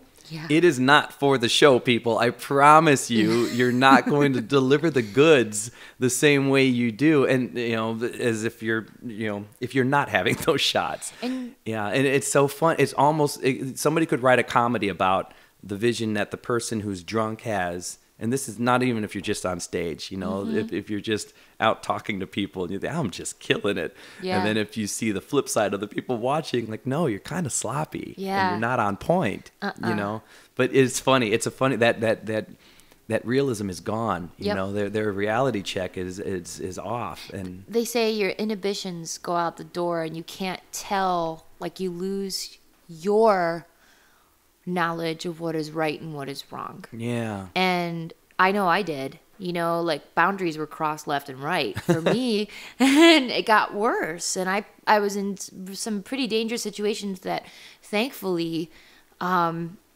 something greater than me had different plans, because I could have been in situations that were really bad, but they weren't. And I was looked after in ways that I just, Sure. But I think what I was going to say in regards to what you said was I read this book called Love, Janis, written by Janis Joplin's sister, Laura Joplin. Oh, wow. And Janis Joplin was an alcoholic. Yeah. She was an alcoholic who dabbled in other drugs. And those drugs got worse. And her drinking, of course, was right there. And, like, her drink was her drug of choice.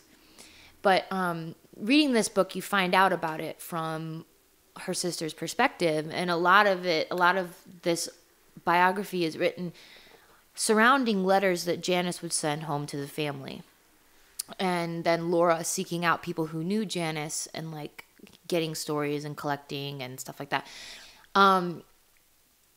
Watching Janis Joplin perform, like most of the time she was drunk.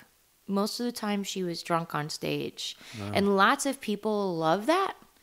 And it was almost encouraged, you know, by like her management to drink, you know, be this way, you know.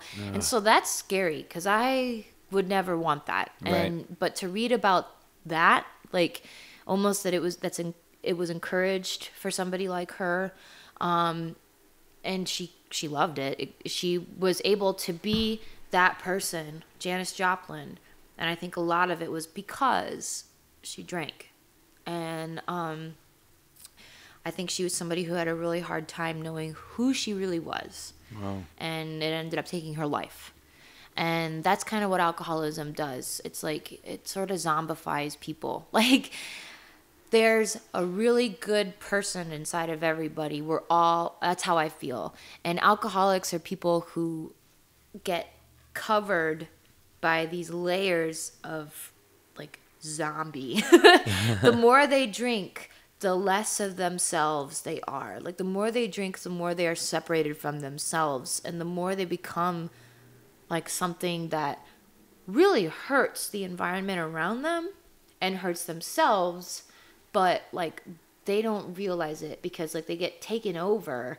Like, you know, a zombie is, you hear stories about like zombies getting taken over by viruses. You know, that once was a person, you know? and so I just see that. Like that's my comparison. Yeah, no, that's a smart, that's a great analogy. Wow. People get really zombified because there's somebody there. There's a good person there. And I'm not trying to emphasize like good person, like alcoholics are bad, but of course there's a stigma, you know, to anyone who uses or abuses drugs and alcohol is that, oh, they're bad. You know, why can't they just stop? Why can't they? And it's just like, well, it's not that easy. Like, have you ever been chemically dependent on something that doesn't already exist in your body?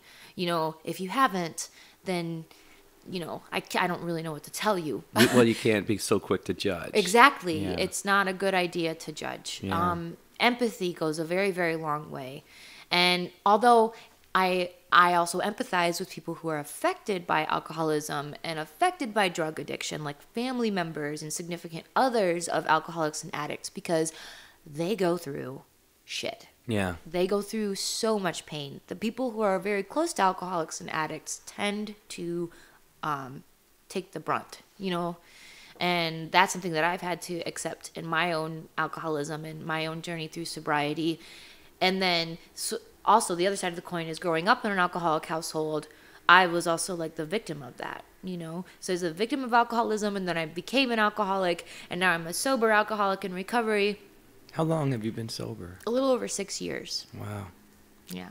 How did you crawl out of it? How did you do it? I don't know. I think it was desperation. I think I had hit a bottom. They say that, you know, and then they say, you know, your bottom starts when you stop digging. Nice. So it's tricky. Yeah, it's like you don't realize you have a choice, but then the more sober I've been and the longer I've been working like my program and living my life sober, I've realized, oh wow, I do have choices, you know. And how did you do it, or how did it start? The sobriety? Road to recovery, yeah. Well, my last night of drinking was at a bar called in West Lincoln Park called the Liars Club, oddly enough, which is very fitting. And I was with a crew from an establishment that I was working for. At the time, I had 3 jobs and still could not pay rent on time because I was spending all my money on booze. Really. Okay. And thankfully, I lived with people who were willing to let me be an idiot financially and cover my butt, you know, and put up with my bad spending and compulsive drinking. But I was there at Liars Club that night with them. It was a Christmas party that they were celebrating. We had basically taken the bar over. I was handed drinks left and right. This was a very party crew. Mm-hmm. And I got very drunk very quickly, and then some debauchery started, like groping and me singing Barracuda by heart, and it was like the worst performance ever because I was so drunk. And I had a drunk friend tell me, you could have done better. And it was just like, a light of humor in a dark moment.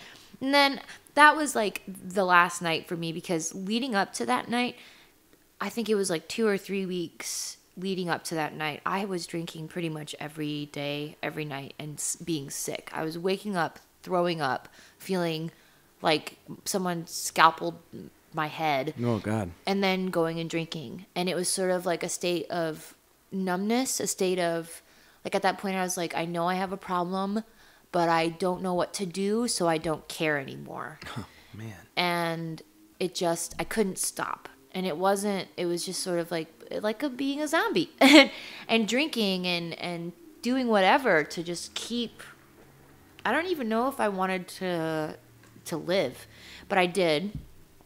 And one of my roommates took me home after craziness at the Liars Club, somehow managed to get me home. I puked a bunch, woke up, puked some more. This was the 25th of January, 2011. Had a no-call, no-show to one of the 3 jobs I had. And then I called my mother, because my mother moved to Chicago around the last year of my drinking. This was, 2011. Mm-hmm. She moved into Chicago 2010. And she has no problem with me saying this. She's the sober one. She's the one who went into recovery before me. She's part of the alcoholic household. Mm-hmm. And she got a job in Chicago. She was freshly sober, had a glow about her. She was coming to my shows when I was getting trashed. I was just like, who is this woman? I've never known who this person is. My mother was like different. And so I called her that day, and sort of under my breath, well, backing up a little bit, even before I called her, I woke up and just, after throwing up, I don't know, I think it might have been, G-O-D, the gift of desperation. I just was like, I'm done.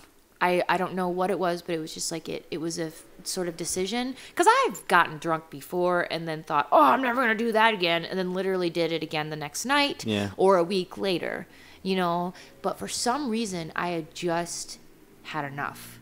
And I got up, and it was like a moment of clarity, and then also it was like defeat, like admitting defeat, like I'm done, and surrendering in a way that I had not before. And I walked out of my bedroom into the living room. My roommate, who experienced all this with me the night before, he was the first person that I said it out loud to, like, I'm not drinking anymore. So like that was an out loud statement, not just to myself, but to a witness. And then I called my mother, because I was just like, I don't know what to do. And what do I do next? I was like, if I don't do something, I will go drink. And I realized that. And I didn't want to, but I was not equipped for the next right step. So calling my mother seemed like the right thing to do. Mm-hmm. And she said, yeah, I'm getting off work at 5. I'll come get you. We'll go get dinner, because I had no money. I was like, Mom, I'm not feeling well. I'm pretty broke, and I need to talk to you. And so Mom shows up after work, happily takes me to a diner, and just sits there and listens to me while I basically confess that I have a problem with drinking, and that I think it's really destroying my life, and my life is unmanageable, and I don't know what to do, and it hurts. So my mom, in one way or another, she's sort of like, well, I can call my sponsor, and would you be interested in checking out a meeting? And kind of nudging it, and I'm sitting there eating, and it was like the first time in a long time that I've ever been able to confide in my mother and feel like a trusting bond and feel a safety that I hadn't in a long time. And it just, I don't know how to explain it. It just felt like the right thing to do, to say yes, so I did. And we went to a meeting. It was a 7:30 p.m. I'm in an AA meeting. And that was it. Like I sat in there and I was around like-minded people whom I never would have thought I would ever relate to, which is like a fascinating thing. Alcoholism really has no prejudice. It's everywhere. And then, what was shared spoke to me, and I just knew. From day one, it felt, that was it. because I think some people go in there kind of kicking and screaming, and I think that makes and that makes it hard. Yes. But you were able to take to it and get the message from day one. Honestly, I had surrendered and had my tail between my legs and just was in so much pain. Like I'd reached my bottom and was just like, I was desperate. I was like, I don't know what to do. What can I do? And then when I sat in there and listened and took in the meeting, I felt like I had my answer. And so it felt, I don't know how to explain it. What is it that works? Because I mean, I've never been to one. I've only seen whatever version they put in on TV. Yeah. So I mean, what makes it? What really works about it? You're there, especially for a first timer. You're there, and it opens up. And how does it kind of work? How did it work for you? Like describe the experience a little bit, if you don't mind. No, not at all. I have to be very careful about like anonymity and stuff. But yeah, I think absolutely. I'm doing well so far. Personally, for me and my own recovery, what worked for me and what continues to work for me is knowing that I'm not alone. I felt very alone. I felt alone and hopeless. So sitting in a room full of people who are, like, for instance, like a 50-year-old blue-collar worker, how do we have something in common? How can he share a story that is exactly what I've been through, because of alcoholism? Like, one story that I've heard many times in the rooms that, like, blows my mind to this day is when I hear people say, yeah, I've been at bars drinking, and then I stumble into the bathroom and see myself in the mirror and say, I hate you. That self-loathing that comes, or like, why are you doing this? I've done that before. Yeah. So hearing people share stories that I can literally relate to is one thing that had me feeling very good. And then for me personally, the spiritual aspect of the program really helped me too. I've always been a spiritual individual and always I've been like a seeker, as they call it. And the idea that I wasn't the one who is going to be able to fix the problem, but that something greater than me could, if I did, like if I took these certain steps. And I don't know how to explain it. But there's something about the atmosphere and what they're offering to where a straight up atheist can walk into this. Yep. And it's really the strength in numbers kind of really works into play. Even even if you're not a social person, I mean, you're putting yourself in the right place. So even if you're kind of quiet by nature, if somebody walks in like that, they can still be helped by just being there. There are people in there who don't want to drink anymore, and they're doing whatever it takes not to.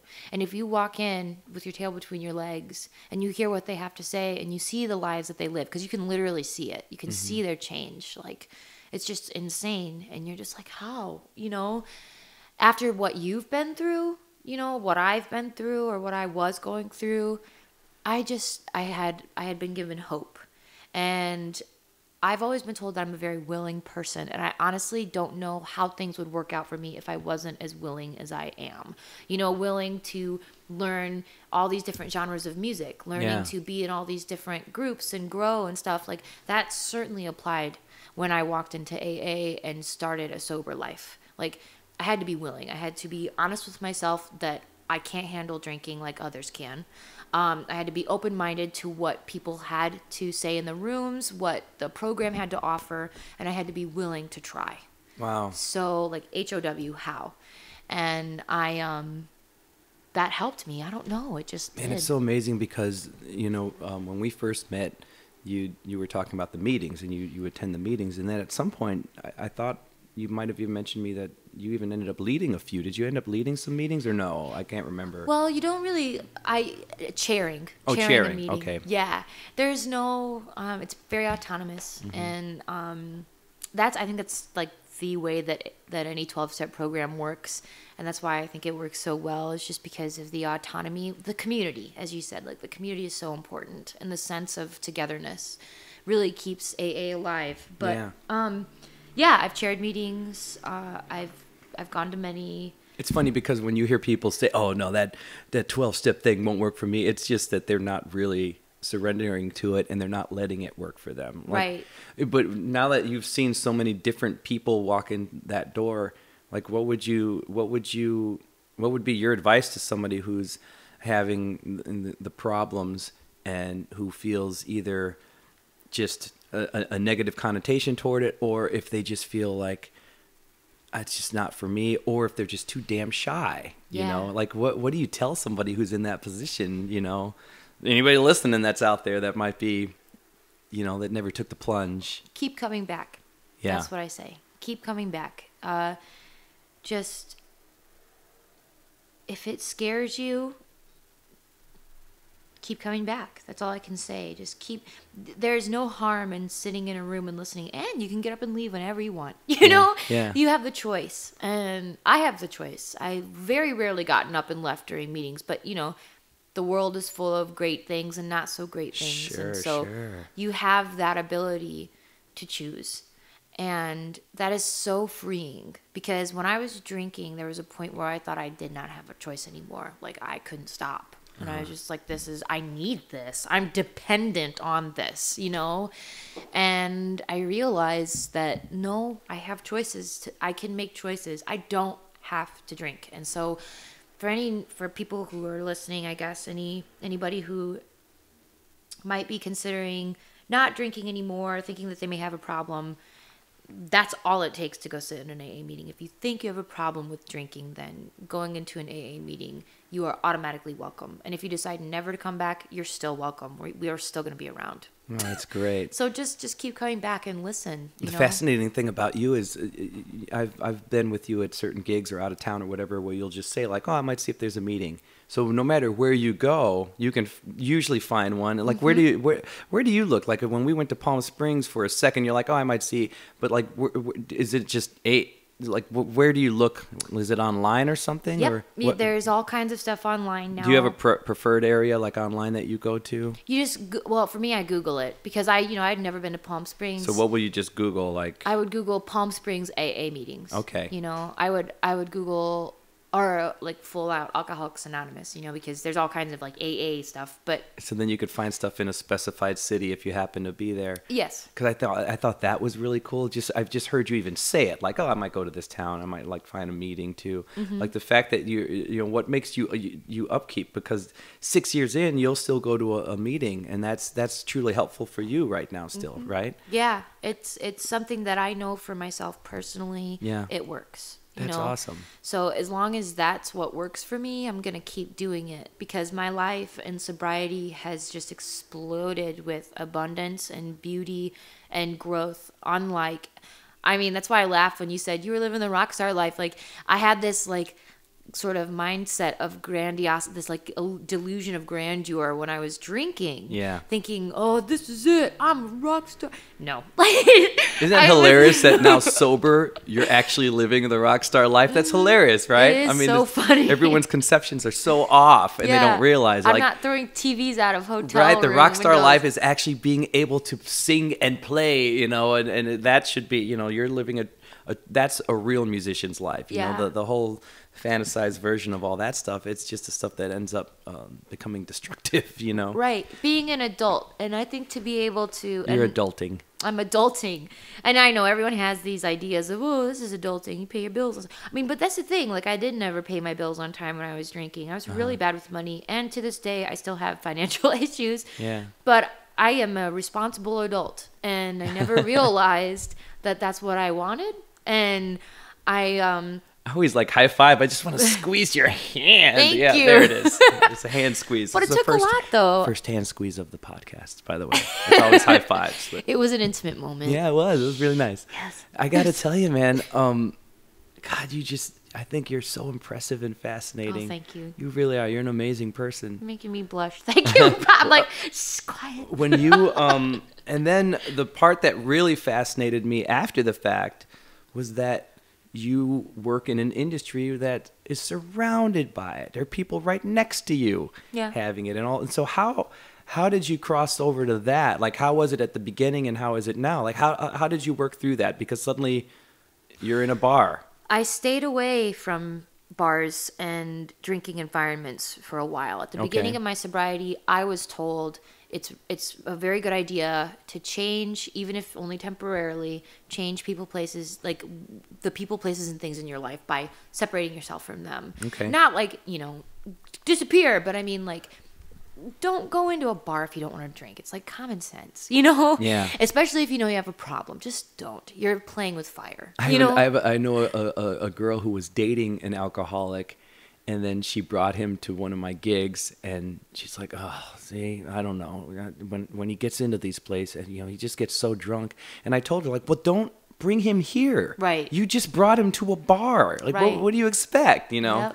But I mean, when you eventually came back into that environment, how was that for you? Well, when I eventually came back in, I had been working my program, my sobriety, enough to where it didn't faze me. Yeah. Like the alcohol, what I learned in my program is that for me, the desire to drink was lifted as I worked the 12 steps. Like I just got to a point where I was just like, oh yeah. And like my sobriety really depends on, for me personally, like my spiritual fitness. Okay. So the more spiritually fit and the more, like, as you were saying earlier, like coming to peace with yourself, as a singer, like coming to know yourself more and being more comfortable with like other talent around you as opposed to feeling insecure. Like the more at peace I was with myself and my own sobriety and my growth, and my, like, spiritually for sure, like the easier it was for me to realize like the world doesn't revolve around you, Brittany. Like you're relearning how to be a part of the world and how to contribute to the world. Because you're the one with the problem. They're not, and that is huge. That's amazing. Wow, to look at it that way. So then that makes it less of a problem when you're sitting right next to somebody who's having a drink. Right. It's not about them. I mean, it's about my problem. And I don't mean that it's all about me, although that's what alcoholics tend to do. I tend to do that. But the way you're saying it, it's a very generous and proper way to seem to look at the whole scope, because then you're not, it could hopefully take away temptation, but also any kind of anger, animosity. It's like, resentment. It's my problem. Yeah, it's not theirs, it's mine. Yeah. Oh, that's huge. And that's the thing, it's so freeing. It's just like people apologize often, and I understand when people are like, oh, I'm sorry, is this disturbing you? I've always worried about it when I'm with you, Mm-hmm. and it's so funny, when we were in Palm Springs together, you kind of had that thing, I would just, we went shopping together. Yes. And I'm like, at Target. Yeah, and I'm like, I'm gonna be in the booze aisle, and and you were just like, do your thing, yeah. And then even when I told you, I guess because you're aware of, that I'm not an alcoholic, so your comment, even I think at one point you're like, yeah, man, have one for me. It was just. It was comforting because I didn't know how to react, because I love you so much. So I want to, I don't want to do anything that makes it uncomfortable. And you just dispel it so quickly, the way you react to it. And you're like, you're almost politely saying like, it's not a big deal. Right. It's not your responsibility. It's mine. Yeah. And also that puts me in check too. Like that makes me, because my tendency, and always was, especially when I was drinking, like a lot of my drinking was perpetuated by like not being able to manage my feelings and not being able, like if I was resentful or angry at somebody, I would drink, or if I was happy, I would drink. Drinking was the result of a lot of things I felt, and realizing that I have to, like, part of adulting is realizing that I do feel things and that they aren't always the best feelings. Like good news and bad news, I feel again. Feelings suck, but they're also amazing. It's like me claiming ownership, just like being an adult, like growing up. Yeah. Like grow up. They can do whatever they want. Brittany, you've got your own. It's so impressive how you've replaced it too, because it seems to me that it sounds like sometimes if you're in a stressful situation, your answer is, well, maybe I'm going to go find a meeting, or you find some other way to kind of flush it out, which is really impressive. So that's amazing, because I just see it happening, and I see what you are and how you are, and it's that part of it, I've been dying to ask you about this as long as we've been working together, because that's the part that always fascinated me, that you're in the lion's den the whole time. Yeah. And you just have no problems. I mean, you just handle it so well. Thank you. Well, there's some nights where, but I know it, there's some nights where I'm just like, it's not like, oh, I'm drooling over the drink. But sure, where it's like, but I'm just like, oh. This would take the edge off. I don't want to think about it, though. Yeah, but exactly. But I also, I know, whether I like to know or not is a different story, but I know that the problem begins with me. And it ends with me, too. It's just like, well, Brittany, maybe, like, if I'm at a gig and I'm not feeling comfortable, I have to think of a solution. Like, my life, it has to be solution-oriented. I have to go out and call my sponsor and tell her how I'm feeling, or call another friend of mine who's in recovery who could use a conversation, because I know I could, or find a meeting, like you said. Like, it's up to me. I have to do something about it. And sometimes that even means, like, just getting up and leaving if I can. Wow. This is such an important episode. This is, this is so great. And it's so great of you to be able to, like, talk and share, because it's enlightening. It's the best peek into that world that I've ever seen. And I've seen shows and different documentaries, and there's just something different about this. And you're so right. Like, man, in so many ways, seeing that difference. And when we were talking about how somebody might not realize how they are on stage too, did you see the Amy Winehouse documentary by any chance? I haven't yet, and I've heard so much about it. It's great, but at the same time, you're watching someone deteriorate. Yes. But it's interesting to see how fresh and amazing she is at the beginning of the documentary, and then when you see the substance take over and she's on stage almost like batting away imaginary flies, and she's just so out of it, and you just see like, wow, that's the thing, there it is. But it's just, man, it's so many aspects of this, folks. You can be a part of this podcast, a chattereffect@gmail.com. Feel free to email and say, oh wow, she's wonderful.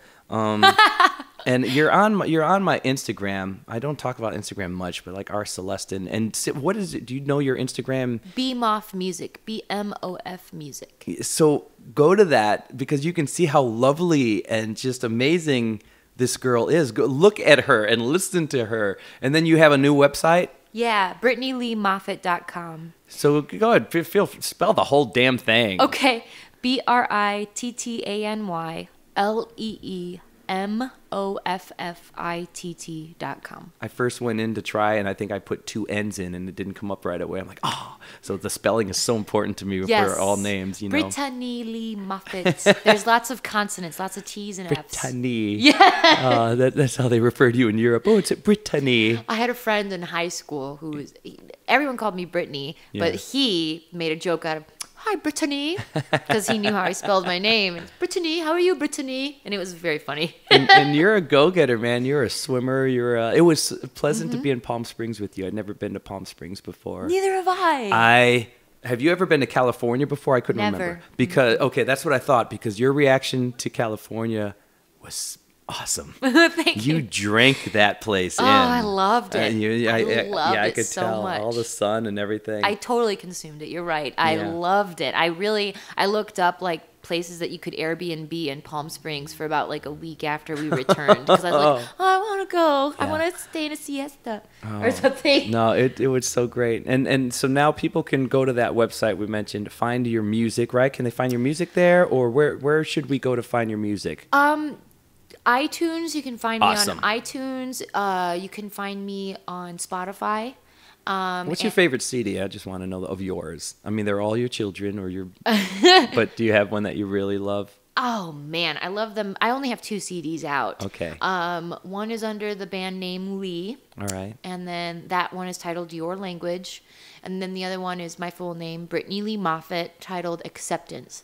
And both of them have a lot to offer, but I push acceptance more than anything, because that's, Go find it, people. Go find it. You already knew I loved you. I love you. Yeah, Thank you. You knew. I mean, I can't help but gush, when I'm around you, because of, first off, the musical skill really got me. Well, no, first off, that 4-hour drive, getting to know you. That was amazing. I just thought, well, and that could have been so awkward. Like, oh, there's this singer. She's working on your show tonight because you were filling in. And I'm like, oh, okay, that sounds cool. Hey, yeah, and she's going to be with you for 4 hours. You're driving. I'm like, oh, okay.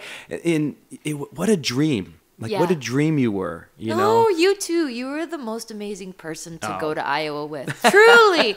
Honestly, everybody, and I'm sure that you know this, but Robbie is incredible. And you can hear it in his voice. You can hear it in the way he presents himself, or see it in the way he presents himself.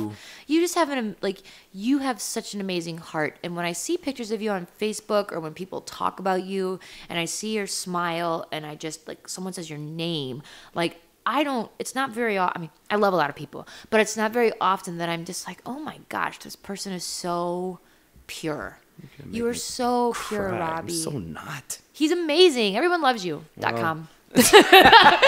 You're amazing. Copyright Brittany Lee Moffitt. I've never heard one person say anything strange about you at all. Strange. Or he has bad. a sixth toe. Yeah. He's got an antenna sticking out of his nose. There's another ear in the back of his head. You just never see him walking away. He's just amazing. You're amazing. It's a pleasure, man. I mean, seriously. And the more I just love falling down into this kind of rabbit hole, because it's just you keep giving back, you really do, and the things that you've done, just the way you are, enough is enough to love you. But the talent, man, the things you decide, and people, I didn't even touch on her rock show. My God, I drove 4 hours with this wonderful person, so sweet. You were very pretty when you got in the car, and the more I got to know you, you got prettier because your inner glow came out. It's crazy. I'm like, this is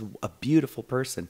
But then I went to see your rock show, and it was crazy. Then I thought, well, this is kind of hot, because you were a different person on that rock show, man. First you're dressed in this hot, almost cop outfit or something, and you had fishnet stockings. It was really sexy, but your voice, you killed these rock songs, and I had not heard that from you. And you were just like a rock star singer, and you would have this look, which it was just hot and scary. It was like, I'm going to make love to you, and then I'm going to eat you. That's the vibe I got when I saw that show. And then all of a sudden I see this sweet show. And then, when you and I were in Palm Springs, it was the corporate show. Yeah. And you're in this elegant gown and just dancing your butt off with heels. Yeah. It's just, you have so many layers. But I'll say again, I mean, it's just hearing your journey and hearing not only how you did it and how you beat it, but how you processed it. Mm-hmm. You're one of the most beautiful people I've ever met. Seriously. And I mean that, from the inside and the outside. It's amazing. The more I learn about you, you're obviously beautiful to look at, but the more I learn about you, you're just an incredibly beautiful, and you don't want anyone to say this, I'm sure, but courageous. I'm going to say it. No, I'm not, but you are. You're beautiful, you're courageous, and it's so funny because you break all the norms. You're living life to its fullest without a single drop of alcohol. You hear all these people, I'm living life to the fullest, and you think that means having that extra martini, yeah. or a shot. You are doing it better than most without that stuff, because you've learned the most important thing that none of us have figured out, as well as you have. I don't think that when it comes to becoming addicted to a substance, the substance is you. You are full on substance. You are, and anybody that's around you is going to immediately become addicted to you in the best possible way, Thank you. And I'm just glad I know you, and I'm so glad you shared this, because people who listen to this show, the artists, it's always a different struggle that people have. How do I break into the business? How do I maintain the business? What do I do when my voice is tired? Blah, blah, blah, blah, blah. How do I write? But this is a plight that so many people have, or might be on their way to having, because of the environment of the beast, the environment that surrounds the beast that is this music business or entertainment business. And this is such an important episode. This is so important. And I do feel the need to chime in for just a second. Yeah.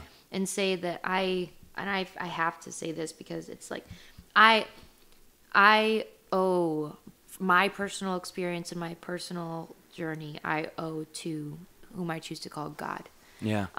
That's another thing about my sober life, is that I discovered that God can be whatever and whomever I want it to be, as long as it's not another human being, because making another human being my higher power has caused me lots of trouble.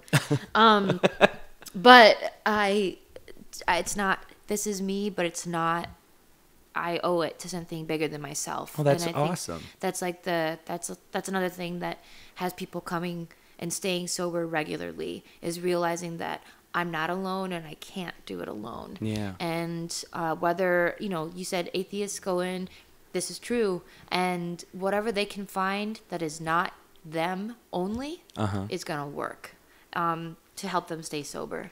And I think I owe it all to God. Well, that's awesome that you can speak to both sides, because I think that's the tricky part. If you have somebody that has a different belief or no belief, it's still the same plight, and they have to find their way. Yep. And if you shut it down, even on the flip side, if you shut it down and say, well, you can't believe in anything, you just got to find it, well, then that shuts out this entire whole set of people that do worship something or some higher power. And then the same thing for the flip side. If you're just saying this is the way, but somebody doesn't believe, then you're shutting it down. So the fact that you keep it so open to everyone, they just have to find something that's bigger than them, whether it's whatever, a belief, or whether it's something else, like something that gets them through the process. Well, that's awesome. And that's how AA works. As long as it's a power greater than you, then I think you're gonna be okay. That's the AA way. It's cool. This will work if that's where you come to, or at least try. Well, that's awesome, man. Well, good luck to everyone out there, and anybody that's having that little issue. It's just, man, this is a great partial sort of guideline. You just have to find a way to apply your own story to her story, and it works, because, man, you're inspirational. Thank you, Robbie. So again, I'm so glad I know you. I'm so glad I know you. And I'm so glad you did this. You're Thank you. You're beyond an amazing person. So I'm just happy that I'm lucky enough to know you. And I'm even luckier now that I know the whole thing. Like, man, you impress me and you fascinate me, dude. It's just so great. I'm a fan. So people find BrittanyLeeMoffitt.com. Look at this amazing person. You're going to love everything you see. It's just such a treat. It's such a treat. You're going to see like a random pretty picture, or you're going to hear like a wonderful song. It's just everything. She's a giant hug just waiting to happen. So let yourself, who doesn't want a hug from a pretty girl? So do your thing, everybody. Thanks for doing this, man. I hope you had fun. I had such a good time. Thank you, Robbie. This is the coolest thing that's happened to me in like a month. Oh, so that is awesome. Well, great. It's tricky. I've got to figure out how to title this, because I want people to know to come for the lesson, but then everything for you. There's so much to this, but we have a lot of people chiming in and listening anyway, so you're in good hands. I appreciate You're in it. good ears. Yeah. Well, thank you. Matter of fact, awesome stuff. Thank you, people, for listening. Find Brittany Lee Moffitt. So enjoy your day, enjoy your week, enjoy your month, enjoy your year. Go out and find your smile. Yeah. That was painless, right? That was awesome. That was fun, right? That was so cool. Thank you, Robbie. You are a treat. So are you. And I have been on radio interviews and podcasts and stuff. I've never felt so comfortable. Oh, that's Truly. awesome. I forgot I was wearing headphones. Thank you. And you wear them well. You wear those headphones. Wear them well. That was awesome. I got first world problems, living in a first world countryside. But out here, I've got nothing to hide.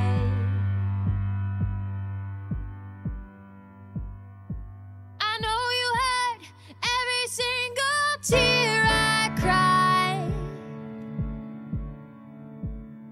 You listened as I swallowed my